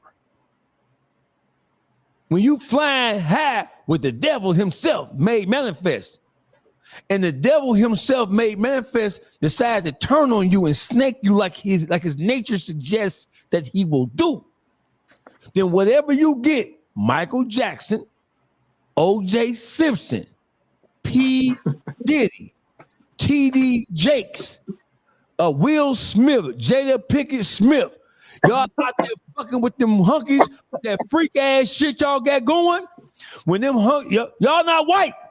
We ain't the ones to take shit in consideration. You niggas who think y'all bigger than the program, you niggas, the white man will slap you niggas down and show you niggas. Y'all not Jeffrey Epstein. Y'all not, what's that motherfucker in Hollywood who did that Hollywood freak ass shit? What's the producer out there in Hollywood, the white boy? Harvey Weinstein. Harvey Weinstein. Whatever, them dudes. Right. You niggas are not gonna get the grace they finna get. Because listen, the perception of black already is that we hyper aggressive, over sexualized human beings. We've been given that label since the days of slavery. So when y'all walking with the devil, then y'all all but denouncing y'all race, y'all nationality, y'all all but denouncing y'all culture, y'all people, thinking that going over to the whiter side of things is the shit. When them white folks slap you and put your ass back where you supposed to be, you little monkey ass nigga, don't you bring your bitch ass back over here talking about you black and you being a motherfucker targeted. When you was over there with that baby oil with 3 fingers in your ass like Wack100, you wasn't saying that. Gone. We don't want you. Gone. Gone. Don't come back over here holler no black shit. Shannon Sharp, don't you dare holler no black shit, no racism. Carry your bitch ass back over there with your funny walking bow leg ass and putting objects in your ass. No, we don't want you. Stay over there with them crackers. I just feel like this. I think it goes, at some point we had just the color of our skin, right? That was just the only thing. Now it's become a battle of the bag, meaning a lot of people feel like they can get away with whatever they want to because they have the right amount of dollar. They may not have the right complexion for the protection, but they have the right money, the right color of green to get them out of it. But what they forget is just as quickly as it was given to you is as quickly as it will be taken away from you. And all it takes is one wrong move and they on your neck, and every secret that they know about you, just this, they move. The powers that be move just like Wack. I'm going to give you all of this, but you make one false move and I'm going to expose you and take it all away. Now, when you see a lot of our people step out and they get into these tight situations and they walk away with it by the grace, so people say by the grace of God, he was found. That wasn't the grace of God. That means he went into a new deal, which meant that he was going to disappear, because guess what happens? A lot of these people disappear. You got to look. You got to wake up and look at what happens to people that get caught in these scandals. What was they doing before that? See, they can't kill us no more because we got hip to that. They can't kill us off no more when we step out of line. So now what do? They expose and humiliate you. They take away your credibility. They tarnish your name, your branding. So you can never come back if you don't bow down to their will. And a lot of these people, they grow up like us in the hood. They get an opportunity, make it into the NFL, make it into the NBA, make it and become this big celebrity or this movie star. They begin hobnobbing with people, building up their net worth and learning about equity and becoming financially literate. They start feeling themselves and feeling like they're powerful, like they're one of them, until they find out that they will turn on you because you ain't one of them. This is about old money versus new money. Mm-hmm. And a lot of times our celebrities get set up for the fall from the gate. That's what I believe. You get set up to go into these awkward sex play situations. You get set up to go into these relationships where these things go awry and become public knowledge. I think it don't be a setup, it be a tempting. So they see what you go for and what you won't go for. So they present the opportunities to see how your reaction go be. They don't just force it on you. They put you in situations to see how you handle the situation. You feel me? They know that the temptation is real. I agree with you. Yeah. And then that's how they know. Then that's how they know what play to line you up with. You feel me? On your wants and your desires. You feel me? I think all that be avoided if these jokers just love their own, man. I really hate to say it like this. They always getting caught up with crackers. Then when you do the backstory about it, they got some dumbass excuse, something that happened to them, or why they don't like sister. You see what I'm saying? But see, I can't even say that it's always one of them, because sometimes it be us turning on us too. That's a minority as it compared to those celebrities, though. They usually get caught up with the Europeans. Usually. Not all the time. I think it go back to what I was just saying. They test them out first to see they wants and desires, they wills and they do's and they don'ts. You feel me? Listen, what you just said was absolutely correct. I'm gonna go right at Juice. First of all, the powers that be, people who already have a corrupted spirit, they're standing at the gateway of success. They're standing at the gateway of success that is attained through money. Most of these NFL players or NBA players or sports athletes and entertainers, they're not where they are because of high psychological. They're not. They're athletes who've used their physical prowess to get from the ghetto to riches. That doesn't mean they come equipped psychologically. That just means that you're strong as an ox. You're an ox. You physically, you're a mule, nigga. That don't mean they respect your mind. We know they don't respect your mind because as soon as you cross that path, that gateway from the ghetto they waiting on you. They got the white women. They got the drugs. They got the baby oil. They have the bad investment. We have a manager for you. We have a business manager for you. We have an accountant for you. They already waiting for these dumbass niggas. As soon as they cross the threshold into professional sports or the world of entertainment, they waiting to offer you. These niggas they're like what happened with Judas. They're waiting with the pieces of silver.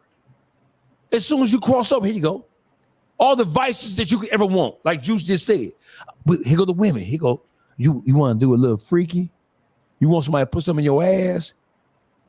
She'll do it. You want you want two little white whores to suck you off? They'll do it. No, they waiting on you. It is an absolute. Don't forget, you want a little. You want to try something different because you bored with sleeping with women. Come on, right. we got this secret little party. We all doing it. Right, we all doing it. But you're the only one that's getting recorded and gonna get out. Right. Listen, when Kwame Brown got drafted, he say him and 4 other players, they pulled up to the Playboy Mansion. He said they walked past all the little spicy nuggets that's outside, that's naked as hell. They looking good or whatever. He say, we walk past all of them. When we get in the Playboy Mansion, it ain't nothing but old white men naked as hell in and out the pool talking about some get in. What? He say, listen, he say, I left. As soon as I seen that shit, he say, I went back outside, I left. Like, shit, get me on up out of here. You see the career Kwame Brown had. He say the rest of them stayed, and one of them is the slam dunk champion. Dwight. Oh, we know. I see. This so you see what I'm saying? I knew Dwight. And it was more that stayed. Of course. You see what I'm saying? But there you have it. So we all know about how he rocked, and he was one of the ones that stayed. It all lined up. There ain't no secret. See, it come down to selling your soul. And people, I've talked about this before. Selling your soul is not literally selling your soul the way that you think. Selling your soul is getting you to break away completely from your moral compass all the way.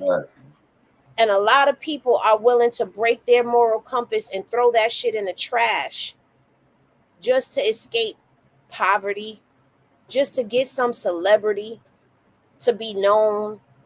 And it don't matter if they doing it because I just want to get my mama this new, I want to get a house, I want to move out the hood. It don't matter what the motive is.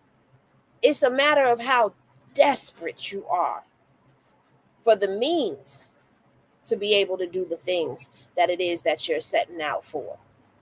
And the problem is they know who to go for. They know to come to the hood. Find the impoverished one because everybody has the same story. Grew up, my father died, my father wasn't there, single parent household, food stamps, struggling mom, multiple siblings. It's the same story because they feel that those of us who are impoverished are desperate enough to do it, whatever it is. And that's why I speak to my kids, and you got to speak to yours. Everybody that falls under this podcast, no matter which channel you on, you got to talk to your kids about this fame and this celebrity that gets pressed upon them. I don't want my kids to be famous. I want them to be successful, but I don't want them to necessarily be famous because that's the devil's playground. We've been talking about how the industry is wicked and diabolical satanic rituals, cults, and all of that stuff for years have been exposed. People have spoken out and gone missing. People have spoken out and gotten unalived. People have tried to run away from it and they end up dead because it's blood in, blood out with them. There is no escape. Why you think you got some people? Look at Smokey Robinson.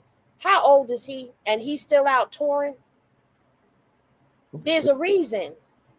Is you trying to say Smokey is smoking? I ain't say Smokey smoking. Don't twist my words up. Smokey done signed a contract somewhere. Smokey ain't got the money he should have had. He should have had the accumulated over all these years that he's still touring right now. Y'all want to hear something? He should be Look at Mary J. Blige. She been on tour for 10 years. That part. Hey, she do sing. She just do the mic like this. Now, hold on, Boogie. I done told your motherfucking ass before not to be speaking I love on Mary though. Blige. Like, Whoa. Mary from Yonkers, but hold up. But Boogie be. I love Mary. I love Mary, man. You know I love Mary, man. I done told you, motherfucker. Now, hey, look, Boogie. I done told you, motherfucker. The next time I gotta tell you about fucking with Mary. I got you, Boogie. Don't worry, I got you. Cause see, Mary ain't so squeaky clean her damn self. Nah, she ain't so squeaky clean. Cause that's why Misa suing the shit out of Mary J. Blige for some underhanded business. Look, that's why your bitch broke. That's why she broke. That's why she broke. Okay, Boogie, you want to fuck around? That's why she broke. I told you, Boogie. That's why she broke. I told you stop talking about Mary like that. I ain't gonna lie, I love Mary though. I ain't gonna stand for it. They say Mary been around doing bad business though. Hey, listen, I like my bitch with a little smut on her. I don't want no sweet.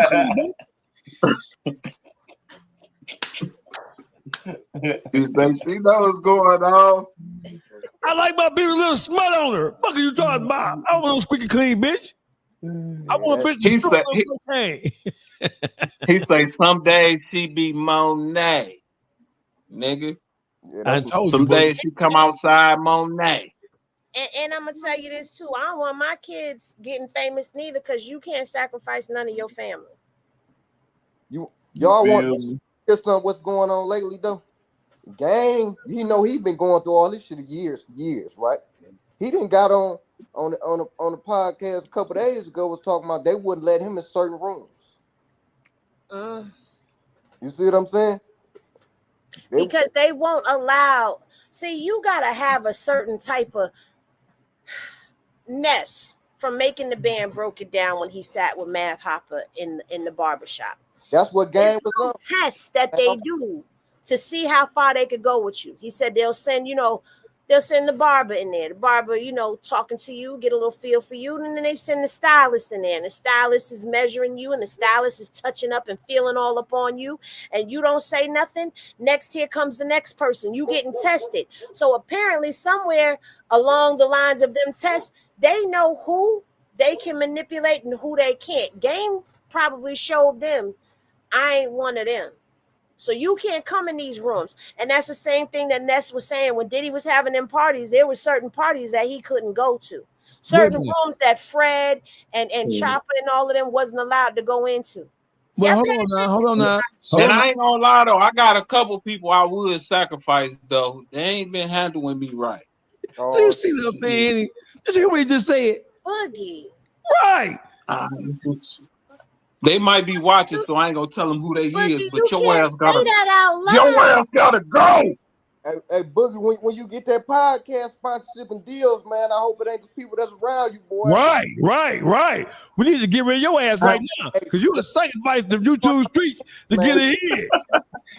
Listen. Hey, I ain't sacrificing y'all, nigga. They throwing out. Y'all good. Y'all getting the deal. Y'all getting the deal too. Hey, Juice, one false move by that nigga Juice. Right. Y'all getting the deal too. Y'all see anything weird about that nigga? But y'all niggas ain't been treating me right anyway. dropping the facts to podcasters now. We got to keep our eye on you, man. Right, Boogie. I got to keep my eye on you, Boogie. Hey, listen, Finesse2Tyme. Henny, you good. Henny, you I'm good. good. You ain't a part of this. Henny good, huh? You ain't a part of this. You ain't a part of this, baby. It's shameful to I say. ain't part of it. Hey, listen, man. Oh, this little boy need his ass whooped. Well, hold That's on. all he need, a good I belt. got a belt ass. right now. Hold on. How did it make you violate your probation, bro? Like, just tell me. If you tell me, I will cut all my hair off. Just tell me. I've been gone away from around you 6-7 months. Bro, you violated your own probation, bro. I ain't making no more videos about you. It's dead. We're gonna leave this alone. And don't get in my comments talking about some, why is a child speaking on a grown man? Why is a grown man speaking on a child? We're just gonna leave this right here and we're just gonna clear that right there. You get what I'm saying? No. No, Look, we both said no. No, that little rat motherfucker went out there and told Finesse was riding around with him in police chases. Finesse girl got a gun and she on probation. She keep guns around him and he a kid and all. Man, that motherfucker set that boy up and they just did their investigation and they just got after the research and all that, they came and violated that boy, man. He started, it might not be the only thing, but King set the tone for that shit too, bro. You feel me? By the shit he was saying, he was in danger and all that. He knows exactly what he did. And that's what we got to change the narrative of letting these motherfuckers be rats and snitching on motherfuckers, then try to come back on and make it like they ain't done that. No, you's a rat. I don't give a fuck how old he is. That nigga did some rat ass shit. He should have stayed in the motherfucking kid's place. You feel me? And motherfuckers should stop supporting him with the bullshit and make his ass take his ass back to school and do kid shit. Not keep letting them sit around grown folks conversations. Huh? Everything he's saying is not real. The street. Ain't nobody raising that boy for real. See what you I just had said. to bring this to y'all for a They got this guy thinking that he's not a kid. And then when he do grown-up actions, they automatically put him back to a kid. No, none of that shit. Sit your dumb ass down and be who you need to be. They got him fucked up in the head. He should mindset, man. He shouldn't be around grown folks kicking in no grown folks conversation. When we was coming up, grown folks come around, you get your ass out the room. You still sitting around. Paperwork. I ain't gonna lie. I seen the video, and that nigga was young as fuck. Flexing. Bam.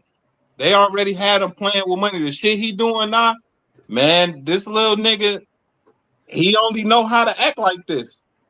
He was little as hell. I say, damn, do he even know how to talk?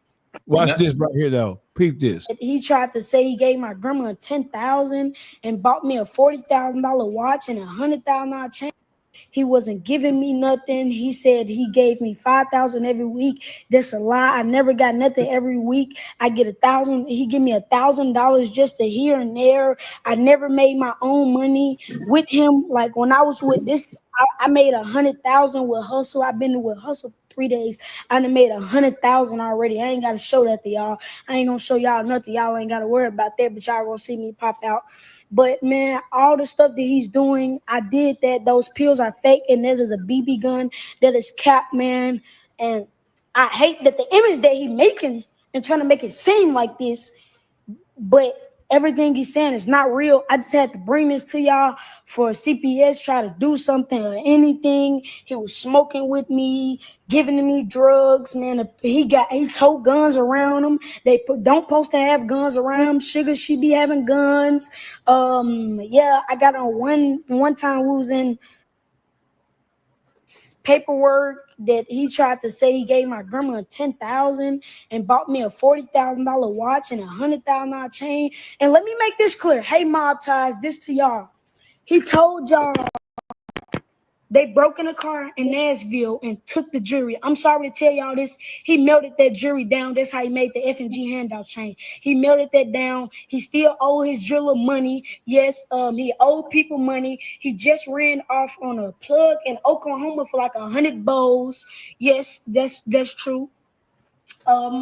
We can do my research on that. And I know y'all wanted me to go live, but I couldn't go live.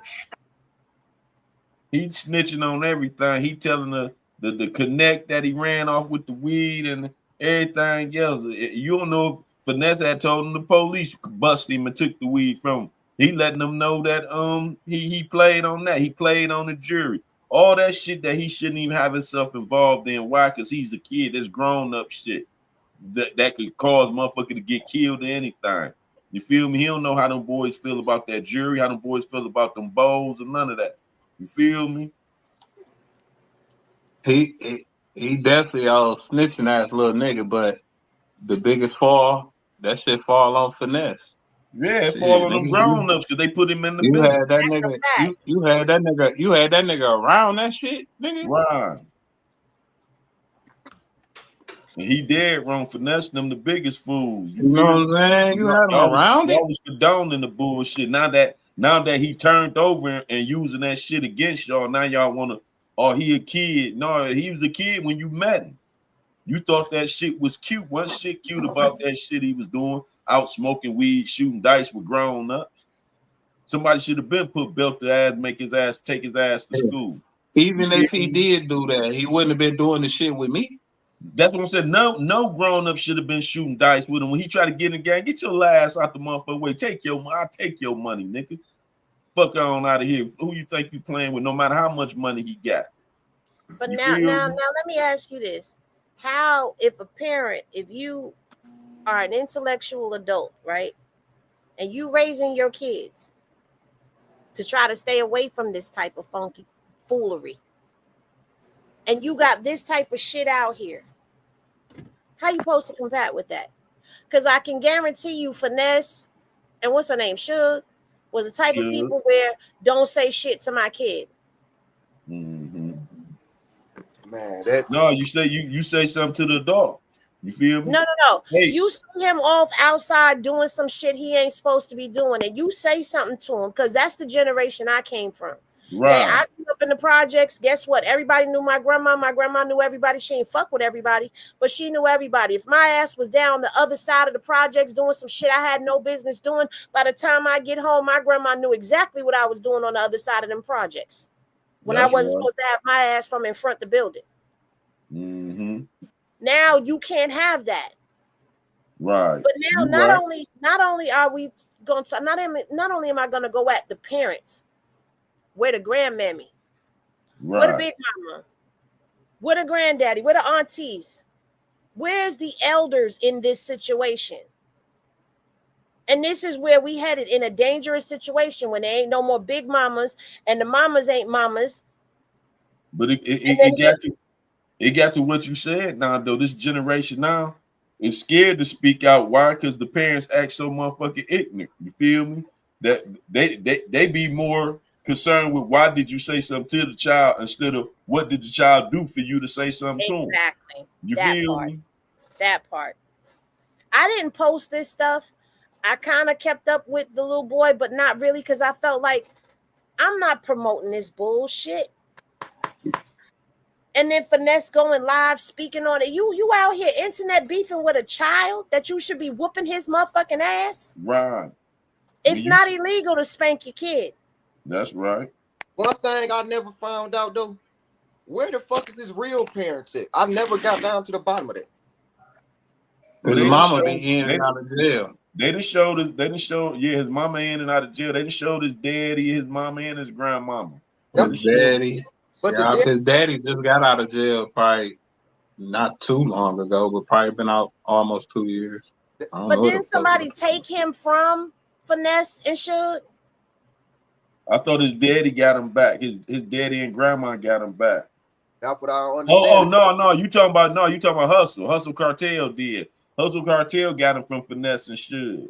The Hustle Cartel was out there with him shooting dice. He had him, Hustle Cartel, the gambler. So he ain't do nothing but take him and bring him right back into that lifestyle. And I ain't understanding how his parents seeing this, and that grandma and them ain't said, "Come on, bring him back home." You feel y'all ain't doing the right thing with him. Y'all had it under impression y'all was about to get him a better life. Y'all turned him on to more corruption. You feel me? On a different level. Y'all exposed him to a wider variety of corruption. You feel me? That's exactly why I said that, because You the daddy, right? And this guy's a baby. No matter if you in and out, whatever the case may be, it's comes sometimes you gotta say, okay, this shit has gotta end. But that appears not to be the case though, so I don't know. No. Now, what's this little boy future looking like? Shoot, death for the penitentiary. Just And being he real. ain't even 15. Right. He done done everything an adult did. What he gonna do when he become an adult? I ain't heard one time them saying he's been to school. Now in school, how he getting around going to school? You feel me? Y'all remember the little dude that Rapper Life used to have around him? They had their own his own little album. Smoke. What's the name of that smoking shit that he used to be with Scarface and them? He was a baby, the same age as King. The funky little nigga. Mm-hmm. Don't nobody remember that? I don't remember. Well, I'll pull it up on another phone, but his situation, right? He ended up coming a dope fiend and going back and forth to prison. He started out with Rap a Lot, being up under them older guys, the same shit. You see what I'm saying?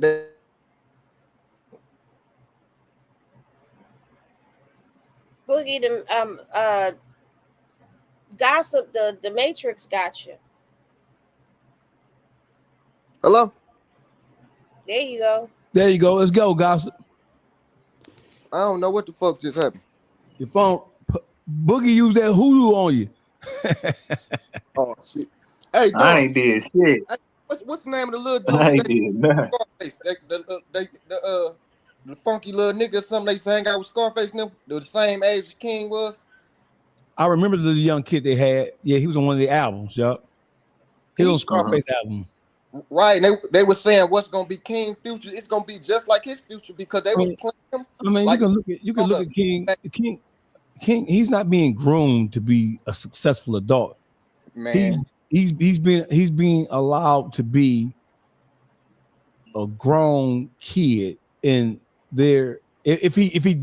King is a child star, and we know that child TV stars, most of them grew up to be fucked up in the head, and they have the best parents, or they have parents that push them to be successful or what have you. King, if King was to end up, and I'm gonna knock on some wood. If King was to end up dead or in prison by the time he was 20, I wouldn't be surprised.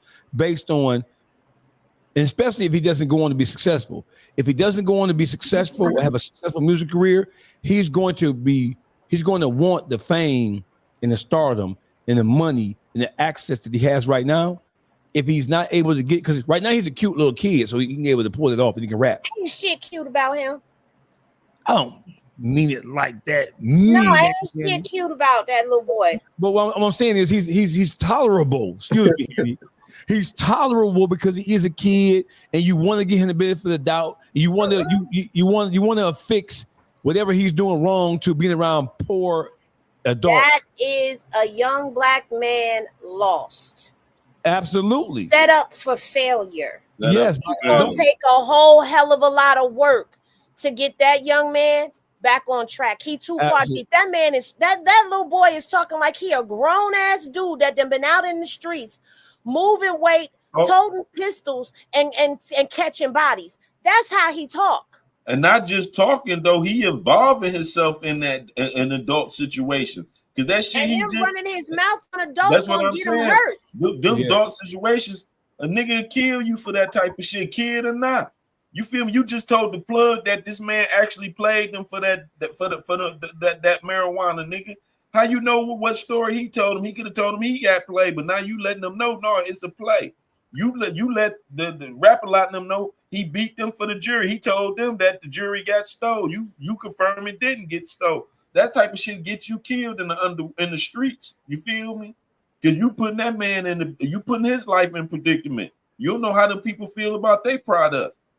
So you know what I'm saying? I agree.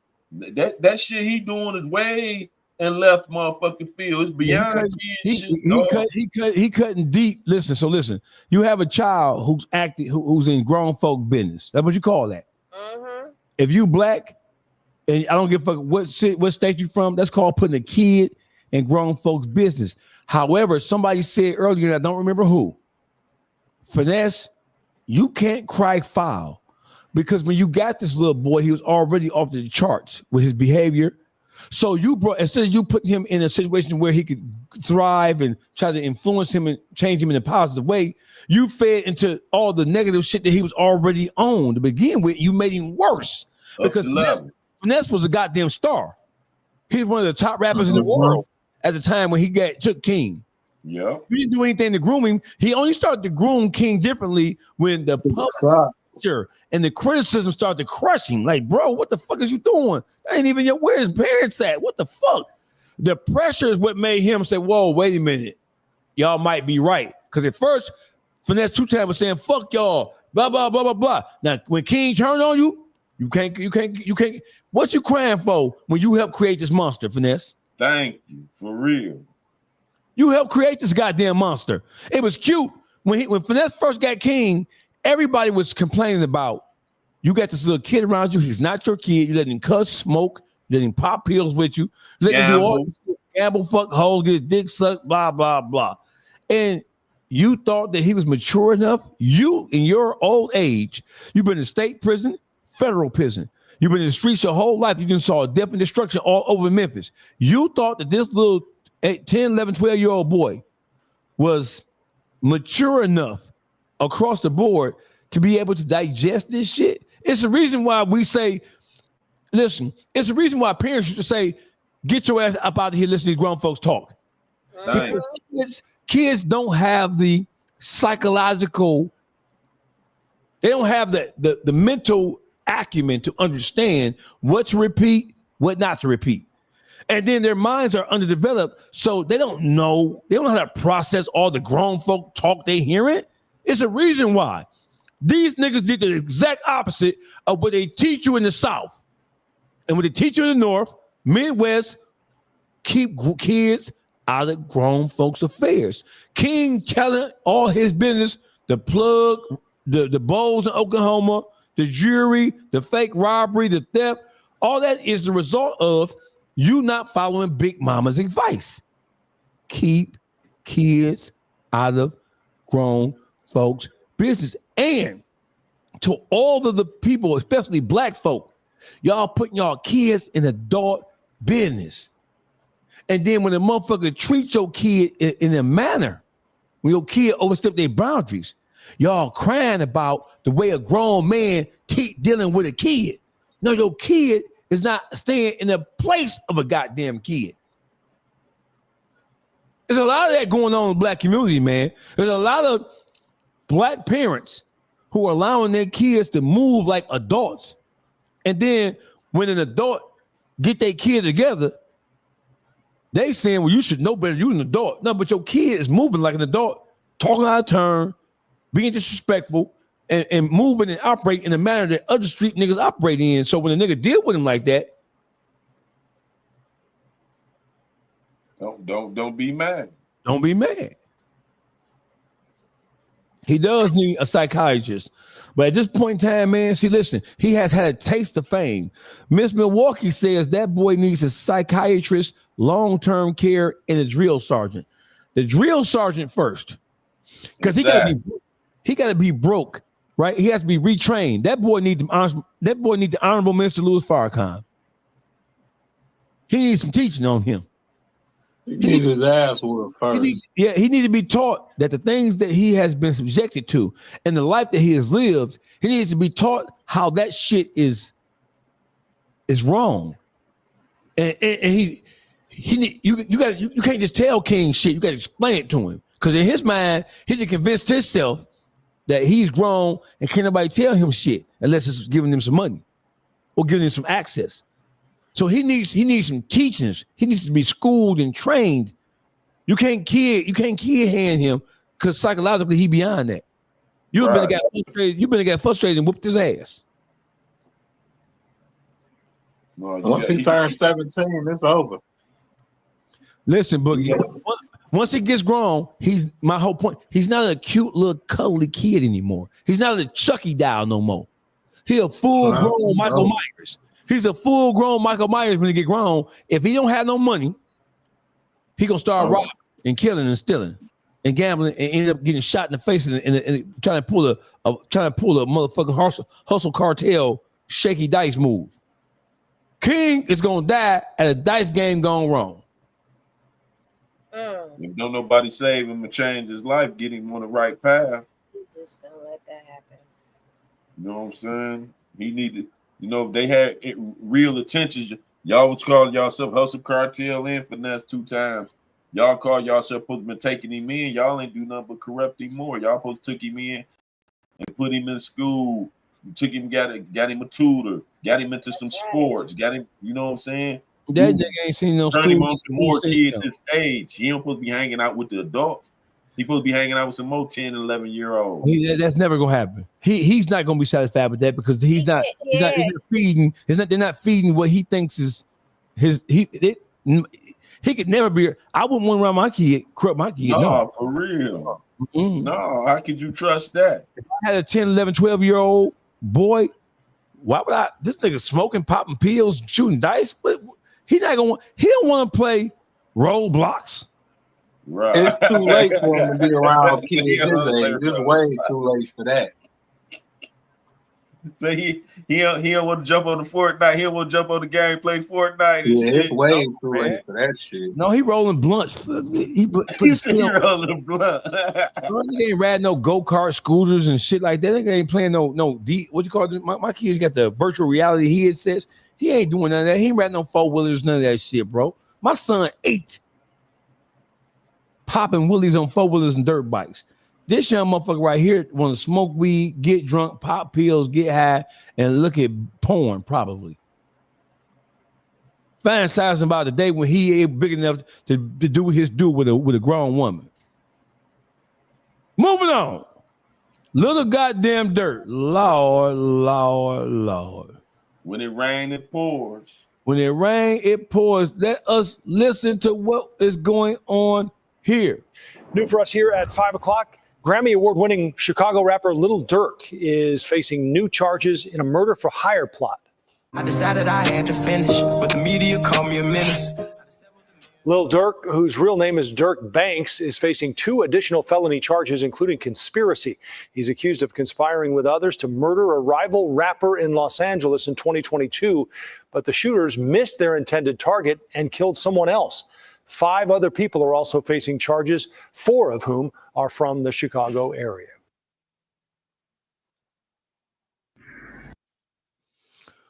What say you about Lil Durk finding himself in a new legal dilemma? I think what's hurting Durk the most, everything they accusing Durk, they could go back and trace it in his music, man. You feel me? And his boys ain't making no better because they all on social media going back and forth tongue wrestling with their ops and stuff. So all they did was use the social media and his songs, and they retracing all the incidents, and they tying them to Durk because he spoke on it. Not saying that he actually had nothing to do with it, but you spoke on it. You feel me? And these are guys that's affiliated with you. So what they doing is building the case on him as we speak. You know what I'm saying? It's all speculations, but it's all good speculations. What you was trying to say, Boogie? He coming home February. It's a wrap. So you think they got the nail to put in the coffin on him? What's the smoking gun? What you think his smoking gun gonna be? Somebody tell him.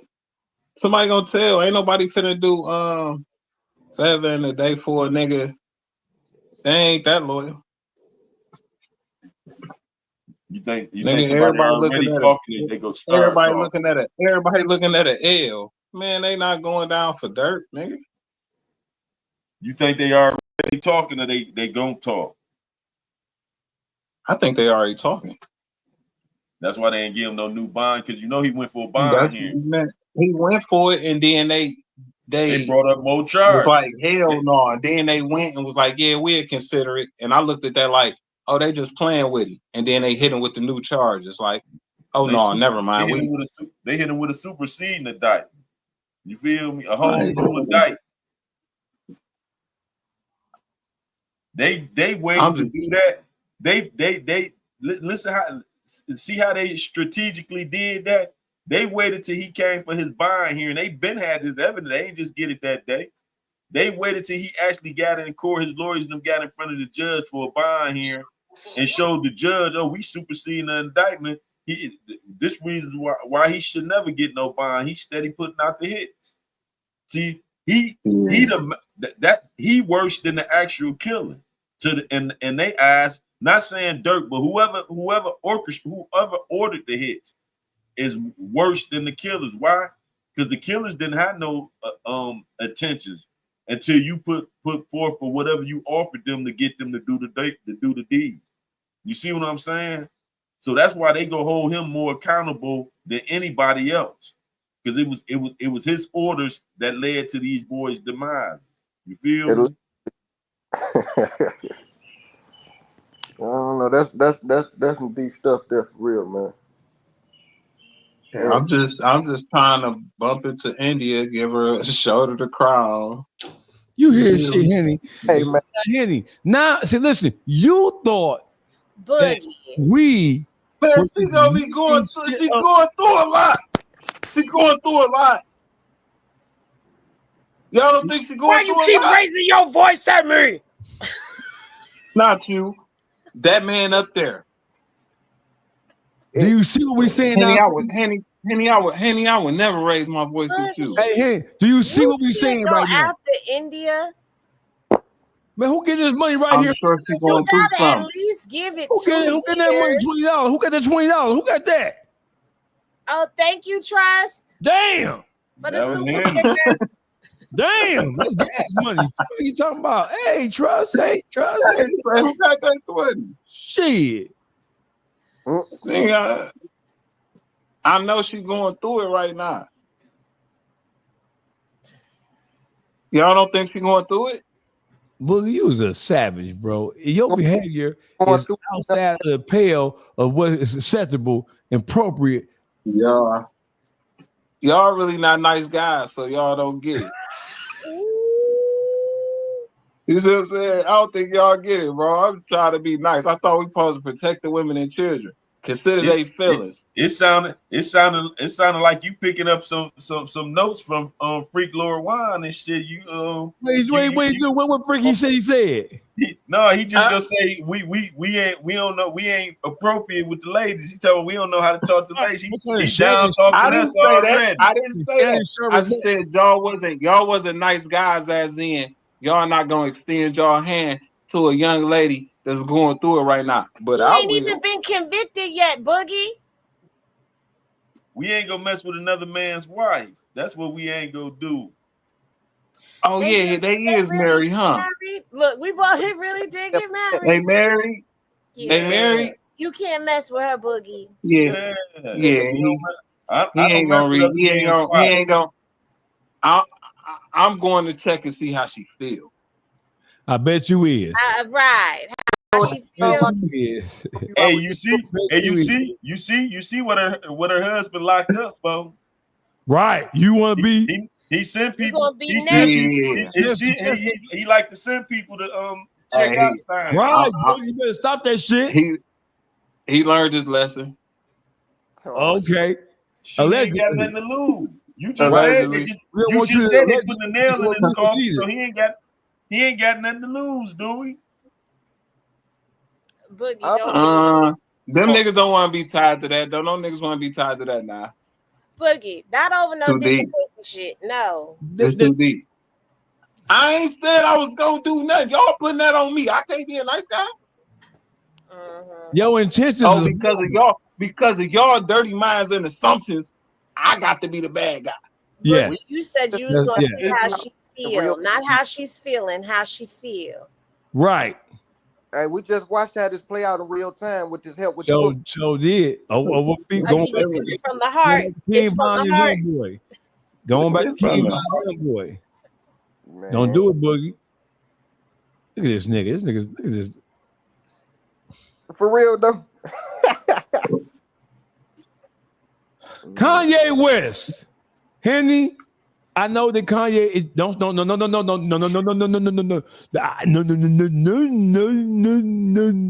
Bring your. You ain't the only one can do that, motherfucker. You ain't the only one can do that, Henny. You ain't the only one can turn your camera off on a motherfucker around here. How you do that? She tried to get on up out of here. She tried to get on up out of here. You ain't the only one can do that, Henny. What we talking about? Your boy Kanye. That ain't my boy. I don't know him. Your bestest friend. Your gobbler. The gobbler. Now, Henny. Why? Hey, Henny, let me make sure we right. Why? I don't know. Hey, Henny. Why? I asked a question yet. Hey, Henny. Yes. Why? Why did he come out and admit that he was sucking his 6-year-old cousin's dick? Okay, well, first of all, wait a minute. We can't do it like that, because to say it like that makes it seem like he was doing it in the present.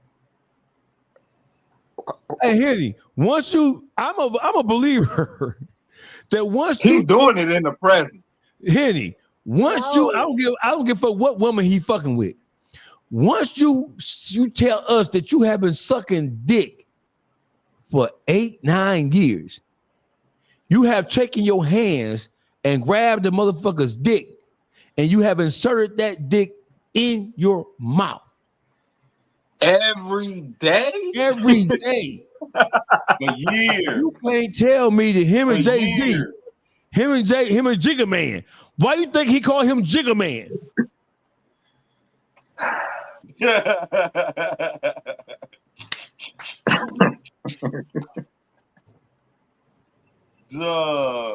Listen. That he's a pedophile, for one. You know, he a pedophile, Boogie. And I think the only reason he came out with something that horrific about his own self, somebody else was exposed. The powers that be, the Illuminati was gonna they be holding that over his head, Henny. So he said, "I'm gonna beat y'all to the punch. I'm gonna tell him myself first. Then what y'all gonna do? If I was 14, it makes you look like I was a kid who just was fucked up in the head. I'm 40-something years old now. It don't look so bad if I made it myself." The diabolical part in the whole song, he didn't repeat nothing but that like 3 or 4 times. That's the hook. The hook is, I sucked the dick. What? That's the hook. I'm fucked up in the head, man. Even to this day, ain't no. I started this. He was like, "I will make sure I get this out there today." Did his mama, did Miss West know that her son was a diabolical dick eater? That's too much for me. Diabolical though. Why you want to throw these questions at me though? No, I'm just tossing it out there. If you choose, as the voice of reason on this podcast, if you choose to tackle the question, hey, and because it's ladies first, that's why. Fuck that. No, you know what I think. You so look, you set me up. So imagine what he was going through when his mouth was wired shut. Y'all know. God remember did that. God wired his jaw shut because he was putting dicks. God was like, "What the?" Wire. God was like, "Wire." Accident. No more gobbling. No more gobbler. Yo, your name not Yeezy. Your name is Gobbler. Created a shoe called the Gobble. So through the wire was really. She had to take a drink. Hey, so through the wire was really a symbol. It was a sign. God was punishing him through the wire. Why are y'all like this? That's Boogie. I'm just saying. That's Boogie. Boogie, I'm seeing a whole different side of you today. I can show you a text, but Boogie just told me to ask you that, bro. I swear to Jesus. Ask me what? This shit about Kanye. Boogie just texted me and said, "Bring up Kanye, doggy. Bring up the Kanye shit." But he didn't say to have Henny. See, you see how you be working it. I'm just saying. Boogie told me to ask the question. Okay, first of all, how old was Kanye when this was happening? 14. He older than King. He older than King is right now. Then you bring your ass back. You gonna answer this goddamn question. He was older than King, and we have already who introduced this to Kanye is what I want to know. Hey, listen. He said his daddy had a book. Who introduced he said this he had to Kanye? magazines. He said they was going through magazines and all that type of stuff. So there had to be an influence. But is he's no, I don't really want to answer this, but okay. Is he okay? So what I No.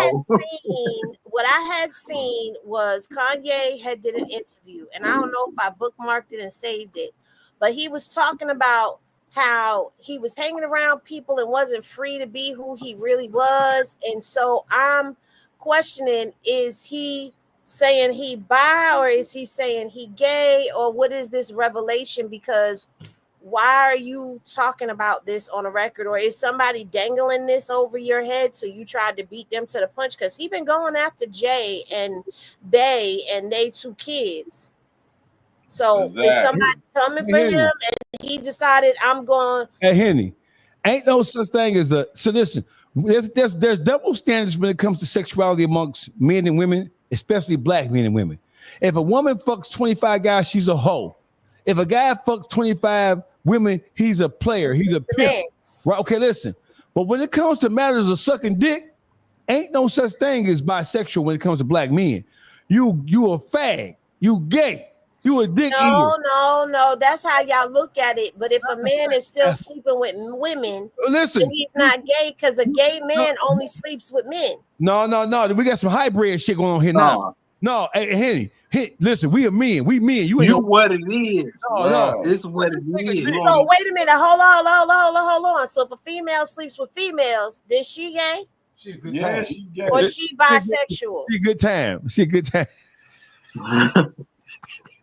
Thank y'all for coming out. Good night and God bless.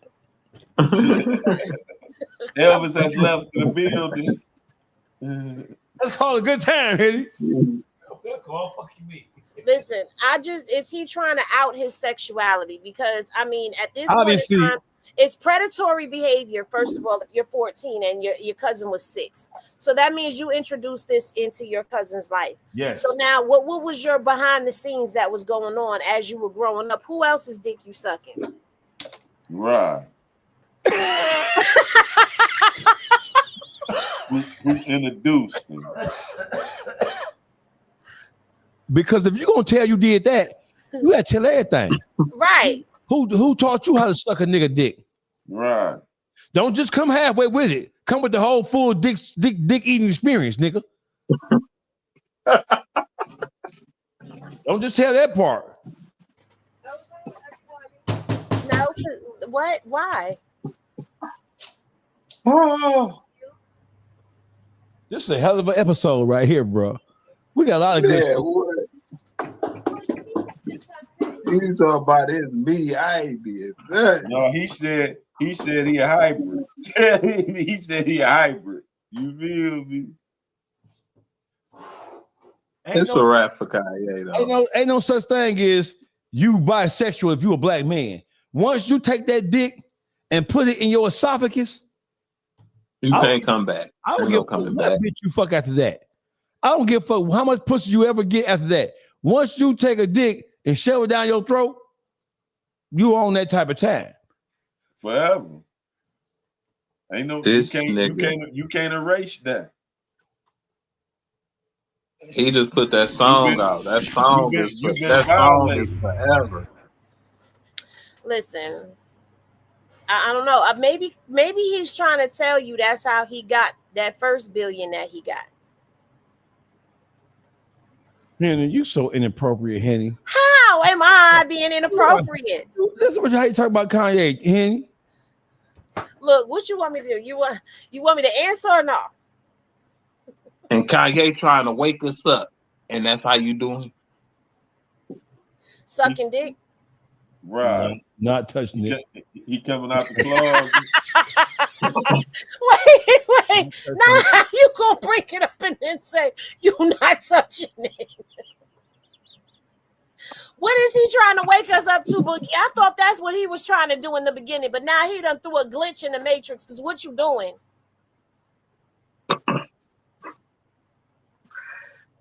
He jumping on the other side of the gate. He like, I could win over here. They prospering.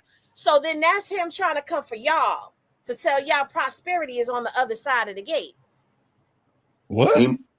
I'd rather keep going through the struggle. He might be saying that. I don't know. That's the video, I think, right there. Yep, that's the video. Oh, yeah, let's see what hold on. Yo, you acting like a fag. You acting like, dawg, you gay? And I used to deal with that when I was in high school. And what happened is it made me kind of like homophobic, because it's like I would like go back and like question myself, like, damn, why does everybody else walk like this and I walk like this? So why is it you start just looking, because you don't realize until you're in high school, people like, yo, fam, look at you. Look at how you act.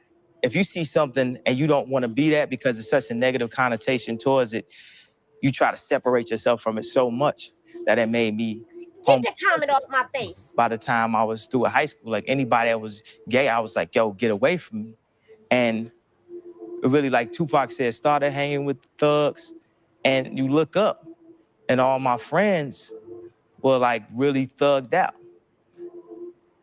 And it's kind of like I was racing to try to find that constant masculine role model right there, to the point where it's like I would really discriminate. Like I use the word fag, like always condescending towards gays and look down upon gays. And I mean, my cousin told me that another one of my cousins was gay. And at that point, it's kind of when the turning point where I was like, yo, face, please. What happened? I love Miss Pammy, but can you please take the comment off my face? Thank you. Because somebody said we can't see Henny. I guess they want to see my facial expressions. I don't know. So listen. I did say. So I got this. Don't worry about it, doggy. I got this right now. So he sat there and did that interview knowing he had already sucked a dick for 8 years, every day before and after breakfast, probably before dinner, after dinner, maybe 12 o'clock at night, whatever his time schedule was. But he go do that motherfucking interview like he ain't did nothing and he don't understand what people were saying. They seen right through it, nigga. No, that's not what he's saying, Boogie. He was telling you that he was trying to fit in because they were seeing it and it had a negative connotation on it. So he didn't want to be called it. So he did everything that he could to fit in.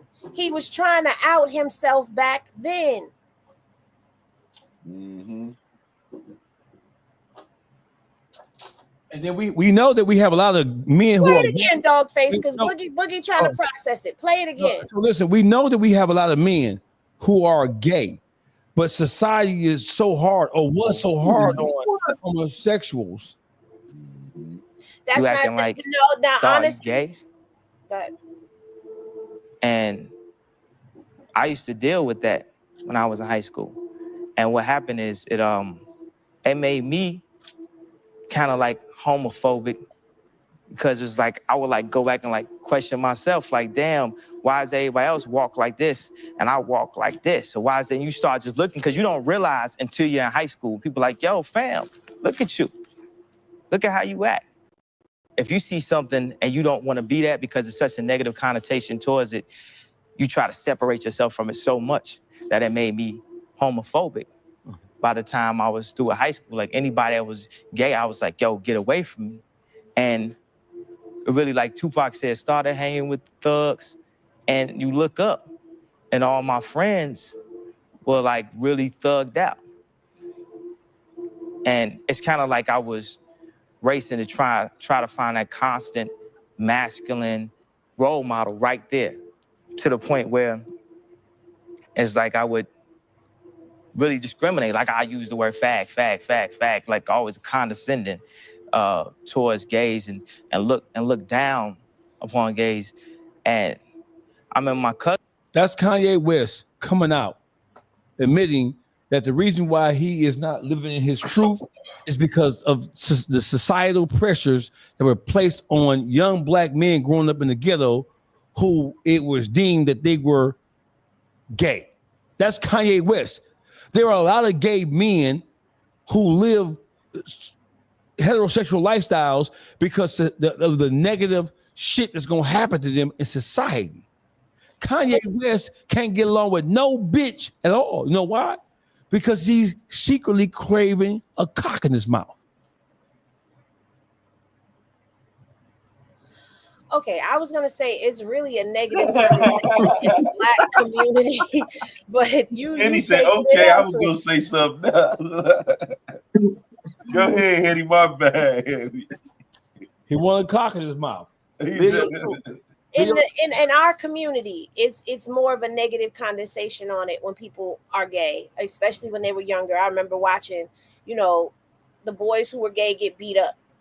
You know what I'm saying? So it's like, okay, it has a negative stigmatism on it, but now we're in a society where it's he could come out. Exactly. But that interview is not recent. That is an old MTV interview, if you look at it, where he was saying this years ago, and he was trying to tell people that this is what he was. So now here we are in this society. We move fast forward to 2025, and here he comes out with this song, Cousins. And in the song, he's putting emphasis on the fact that he was giving his cousin some mouth mob. That's what I call it on the internet, whatever. But now he comes out with that. Now you put the pieces of the puzzle together. But now you've got to also place the industry in there as well, because we know there is gay play in the industry. So my question, although it was very shocking, of who else's dick did you suck, is actually a valid question. Meek Mills.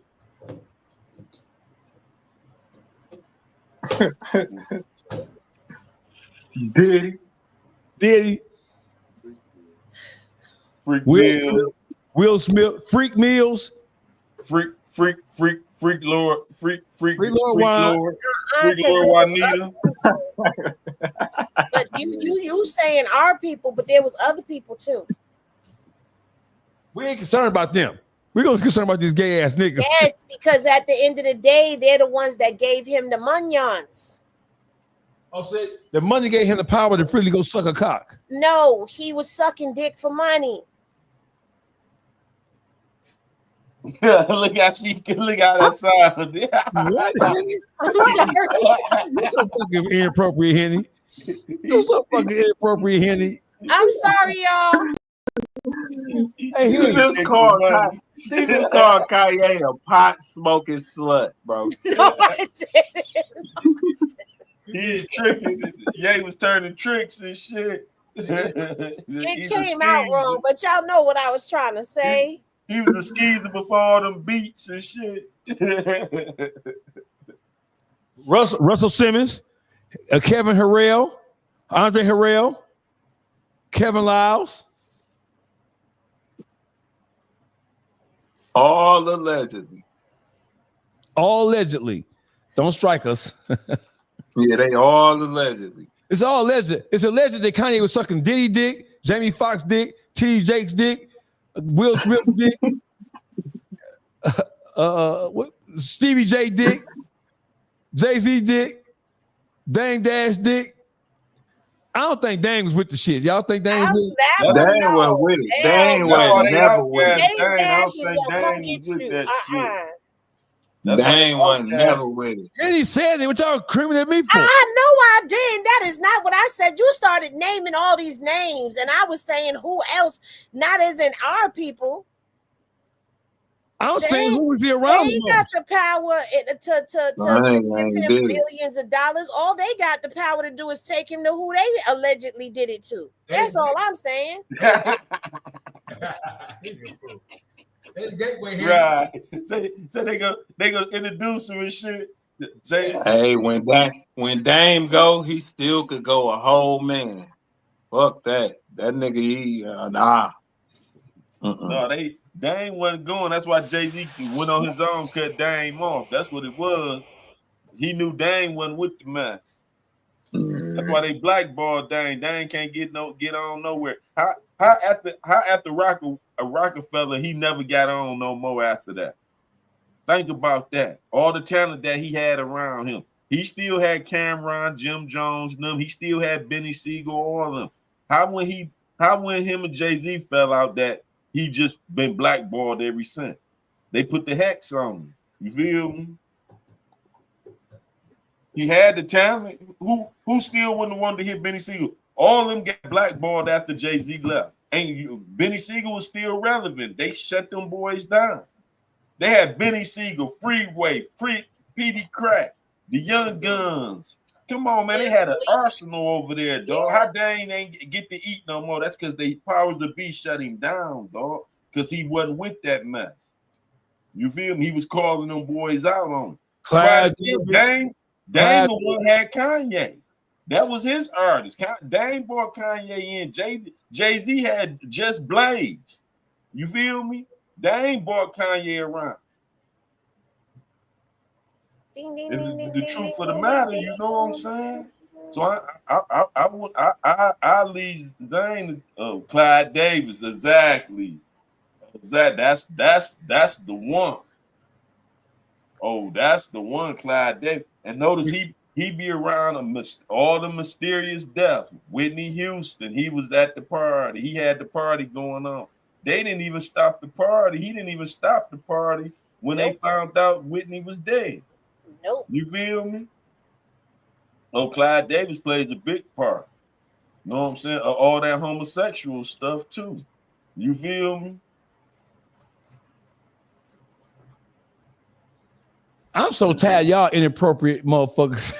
Oh. I'm so tired of Henny and her shit and Boogie. I know I've been acting real civilized the whole show, keeping everything together, making sure everything run right, and y'all just been getting out of hand. I don't know what I'm gonna do. Y'all be getting out of hand, some man. of that shit you smoking, Boogie. Y'all be getting out of hand. And Dogface, don't do me. Cause you be up here, cause any other time it be you up here talking about you bitch ass nickel. That be you. How you saying? No, notice how we start talking about Kanye. He want to go to cleaning his keyboard and shit. Like he ain't part of this conversation. Well, see what I ain't got nothing to say. Dogface, what say you on this? Now I'm gonna flip it on you. Okay, so what you ask me specifically? No, you got to give a synopsis on the whole thing and an analogy. On the Kanye. On the Kanye. So Kanye West, he came out. Why? So now I had never seen that before. So I just thought he broke out with that shit just because. So now I know that he's been trailing, he's been leading with this whole thing. And the people closest to him, because Kanye is like a truthful, upfront motherfucker. He ain't had shit. The people closest to Kanye, they know about this shit. I think that because of all the enemies he's created with the Adidas and all the other major designer brands, I think they were holding this over his head. And because he is hip hop based, even though he's a pop cultural icon now, and I think they were holding it over his head. I think he outed it like he did to try to take the sting out of being outed or take the power away from somebody else who thought they were going to use, because hip hop is a misogynistic, homophobic culture. It always has. I don't give a fuck how accepting people think it is right now. Hip hop is still macho shit. You know what I'm saying? All you gotta do, if you're a woman, you gay, you might get off. If you're a man, you sucking some dick. I don't want to hear that gang bang crip and blood shit out you. You can't convince me. You know you ain't gonna do nothing but kill the passion out of nigga cock.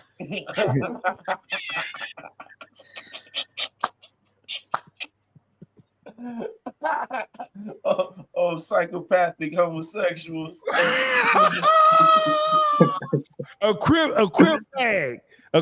Bro, we gonna get shut down because of this. Omar off the wire gonna pop up on y'all niggas. Omar off the wire gonna pop up, bro. He said, I was trying to be Slinger Bell. You was trying to be Omar.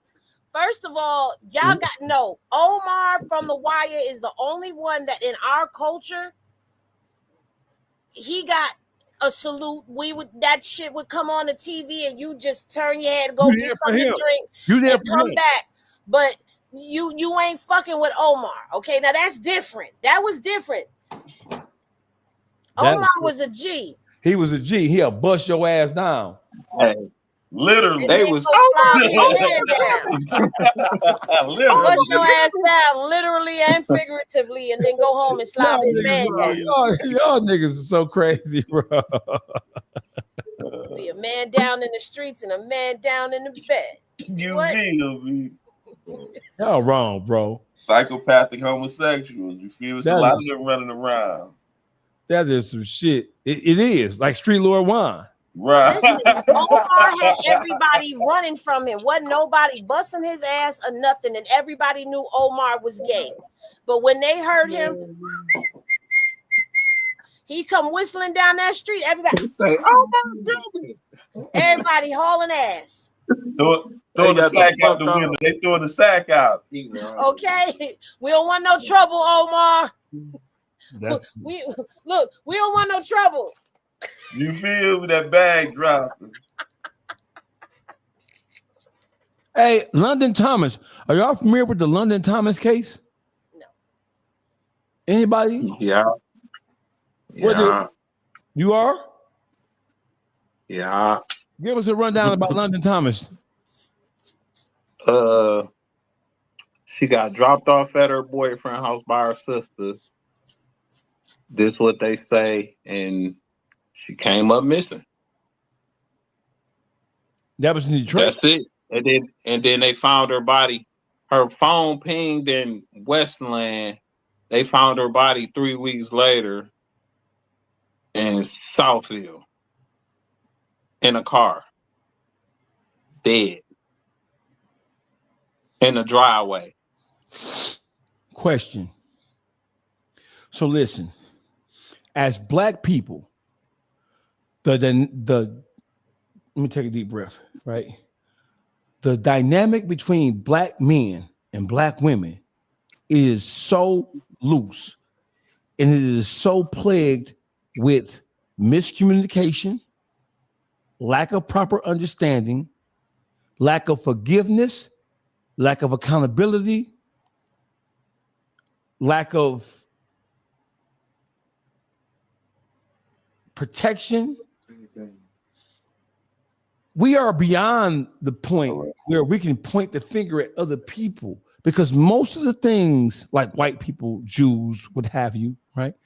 Most of the problems that plague the Black community right now in May of 2025, most of those problems are the direct result of the things that we have been conditioned with in our minds, because we were taught to hate. We were taught to underappreciate or not appreciate the value of ourselves. But at some point in time, when we can articulate that this is what happened to us, we have to then be able to take what we know is right and use it to help bring ourselves out of this clouded ass mentality and out of this self-destructive ass shit that we in. It ain't about you a Muslim, you Hebrew, you a Jew, you a Seventh-day Adventist, no, right? Because Black is Black is Black is Black. White people in Mississippi in 1954, they didn't give a fuck if you was a Black Muslim or a Black Christian, a Hindu or whatever. You Black, your ass is gonna get it. Black people, we have been so divided amongst ourselves by design that we think that we are different from the next black man. When the fact of the matter is, the powers that be, whether you call them the white man, whether you call them the Jew, whether you call them whoever, whether you call them the Illuminati, whatever you want to call them, we are our own biggest enemies. You can take all the Ku Klux Klan, all the skinheads, all the Donald Trump supporters off the planet, and black people still gonna gangbang and kill each other. We still gonna call our women bitches and hoes. We still gonna let our kids stay up to 4 o'clock in the morning, knowing they gotta be at school at 6. We still gonna feed our kids pork. We still gonna let our kids play video games all day and not go outside and play football, basketball, run track and shit like that. We're gonna do the worst we possibly can by each other and then turn around and point at each other. That's what black folk gonna do. Black women, I'm gonna start with them. Black women turn against their own men when their men try to protect them.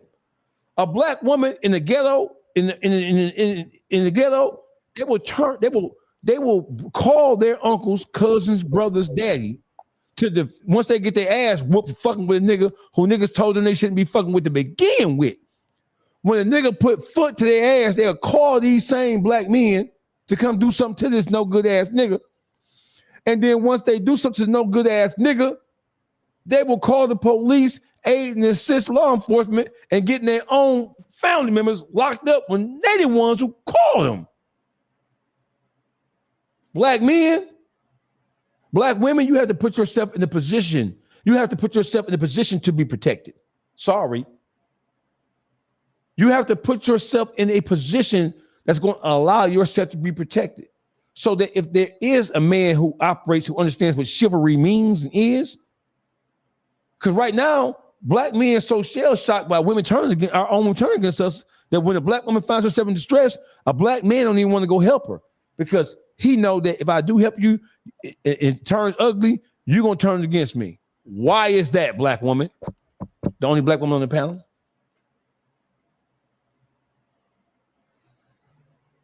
I really can't answer that question. It's a big question, Henny. It is a big question. Tell you why I can't answer that question. Because Tell me. As a black woman, I walk the streets feeling the most unprotected person out there. Mm-hmm. And I've had situations where I had altercations. Prime example, a foreign cab driver tried to run me and my kids off the road, and I trailed that man down. And I hopped out my car, and I walked up to his passenger side window, and I said, "Sir, did you not see me way back where at this light? You tried to run me and my kids off the road, and not even off the road, onto the other lane of oncoming traffic, all because where he was ending. So he was trying to speed ahead of me when I was already ahead of him, and I'm trying to avoid. Anyway, we get into a verbal exchange. Black men standing around just watching this man disrespect me, call me a black bitch and everything, and did nothing. So for me, it's different. I had black neighbors in my building when I was going through my domestic violence situation that would hear my body hit the floor right above their head, hear everything right above their head. But it was the Mexican lady that was calling the police and the Mexican children that was calling the police to help me, but not the black man underneath me. So for me, I can't speak to that because when the black men that were around me were around, I was protected. I was covered, but I have watched society as a whole not protect me. So I had to walk through this motherfucker learning to protect myself and operate in my masculine energy, and then watch the very same black men that did not bother to protect, did not bother to cover, demonize and weaponize my masculinity that I've been forced to walk in as a woman. So for me, I can't answer as to why a woman would turn on a black man that would come to her aid, because I'm a black woman that screams, I want a black man to protect me, that I'm for protecting. But I also understand that not every black woman, I'm not going to say doesn't deserve the protecting, is going to accept that protection. I understand what you just put out there as a scenario. But I think for me to answer that question, I can't. You have to get a woman up here that is comfortable with turning on her black men. I love my black men. I don't want to see anything happen to a black man that is unjust and unworthy. Just like I don't want to see nothing happen to a black sister that is unworthy and unjust. I can't speak to that psychological type of damage that this person has. Maybe she has trauma that she ain't dealt with. Maybe she ain't healed in spaces where she needed to be healed. But I think as a whole, now that you're hearing it from a woman who would never do that, if a black man steps in to protect me, I am grateful.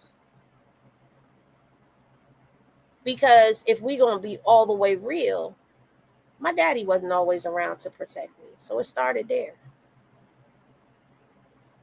But I think we need to address that as a whole. What has happened to you, black woman, that you feel the need to turn on a helping hand?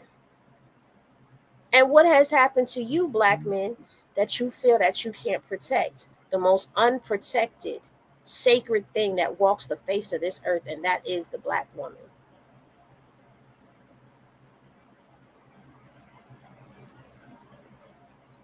That was some heavy shit right there. Real spill. Dude, yeah. I don't think we got even. I asked the question. The question was answered. Do any one of you guys have something you want to chime in? Shoot, why mess that up? Why come behind that? Yeah, I can't really, I'm gonna say some ignorant shit. I don't want to step. I can't. Nah. You can't do the boogie. No, I can't do the boogie on that one. That was some powerful shit, Henny. Do you see why I always invite you to come up here to parlay and partake it in the debauchery with us? Because I know that as it ends, that you're going to drop a jewel. So for everybody at the Henny bar, sit at the bar, put your goddamn Henny glasses up in the air for the one time. Come on, put your Henny glasses up for Henny. Put your Henny glasses up. I know. She stopped me from doing my boogie shit. I couldn't even.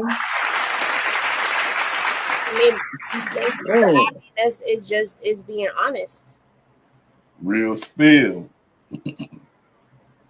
I do feel like we need to heal as a people, but like you said, it's set up from design. This goes all the way back to Master setting divisions between us, pitting the men against the women. I'm a woman who wants to be a woman. I want to operate in my feminine spaces. I want to be protected where it's okay for me to let go of that masculinity and just vibe in the frequency I was born to. I don't want to be a man. It's exhausting trying to handle all the stuff that a man should be handling in a woman's life. But for the ones who say, I don't need a man, and I could do this, and I could do that.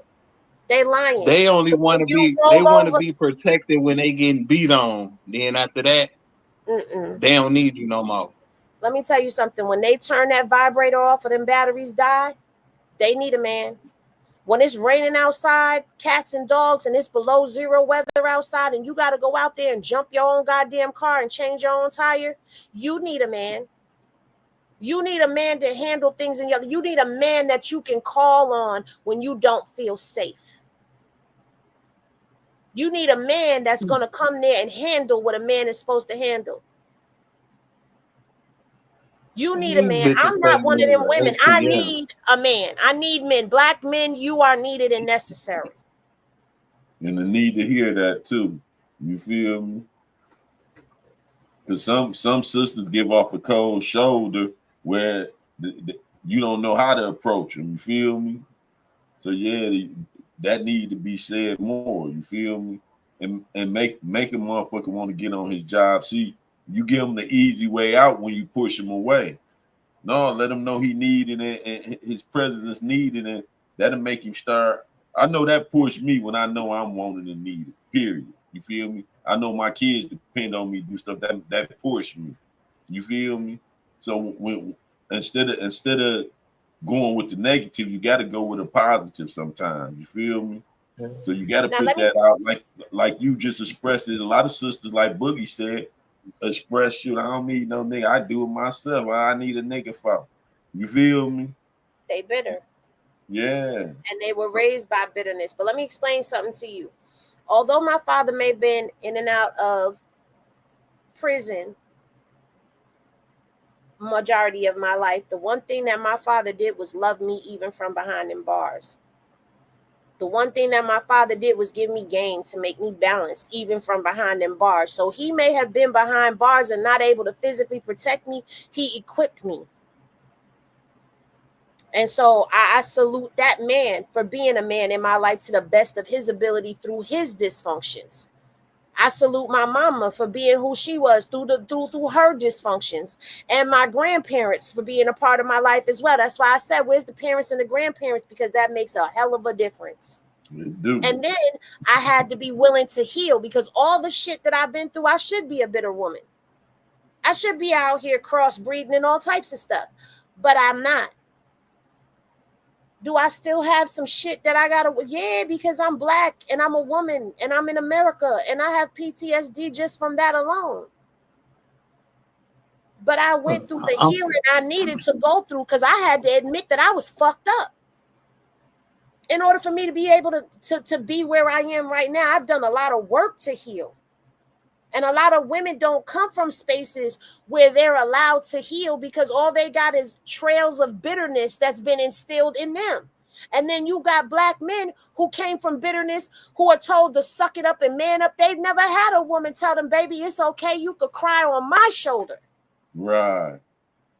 So y'all hold a lot of trauma inside of y'all. Y'all don't have safe spaces, but we got to learn to be each other's safe space and protect one another. Because there's instances when y'all need protection from a black woman. That balance got to be each other's balance. And on that note, that concludes this episode of Shakespearean Henny Philosophy. You feel we have to leave you, Henny, because we finna come back and we finna talk about niggas that you don't know. And you don't need to be part of this debauchery that we got going on here. So I want to thank you. Y'all give your social media, y'all, Henny. Come on. Y'all can follow me right here on YouTube at Hennessy Reviews. Same thing on Instagram, and I'm starting to build my TikTok. So same name everywhere across the platforms. Different content though, because Instagram I cover Krishan and Blueface, but over here I get into that real nigga shit. Public figure Boogie. We got hit. What's your social media, public figure Boogie? Man, you already know where to find me at. I ain't even gotta say it. We say this all the time. It's Mr. Time to go to work. Public figure Boogie TV. Pull up, like, subscribe. Talk your shit. Juice. You already know. Check us out on the Beat Factory 313 on all platforms: YouTube, Instagram, TikTok. You name it, check us out. And I am Dogface. People don't like me. And I don't know why. I don't. You can follow me at Dogface TV Podcast on Instagram, Dogface TV Podcast on TikTok. And you can like, share, subscribe to my YouTube platform. I got a new platform because some bitch ass niggas get my old platform shut down. So it's Dogface TV Podcast too. I'm on Patreon, Dogface TV Podcast. Henny, I thank you. I salute you. Hey, listen, for those of you who tuned in from our channels, we coming right back with some shit. We finna snatch the draws off a Kanye West ass nigga. Thank you, Henny. Yes, we are. Y'all, Henny. Thank you, Henny. You want to stay? You want to stay for this? No, I'm out. That's what I thought. Thank y'all for coming out. Good night. God bless. I love all of y'all. Drop them hitty clicks. Make sure you like, comment, and subscribe to the channel because we are back sometime next week. I'm still on vacation. Love y'all. Peace. Thank you for having Love me. you too, Henny. Enjoy your vacation, son. Thank you. You know it. Hey, listen, man, we finna come right back. I want y'all to, we finna come right back. For those of y'all who enjoyed this, we finna come right back and we finna handle some business over here on the YouTube streets. We finna come right back. We back in 10 minutes. Y'all stay tuned. Come on back up here.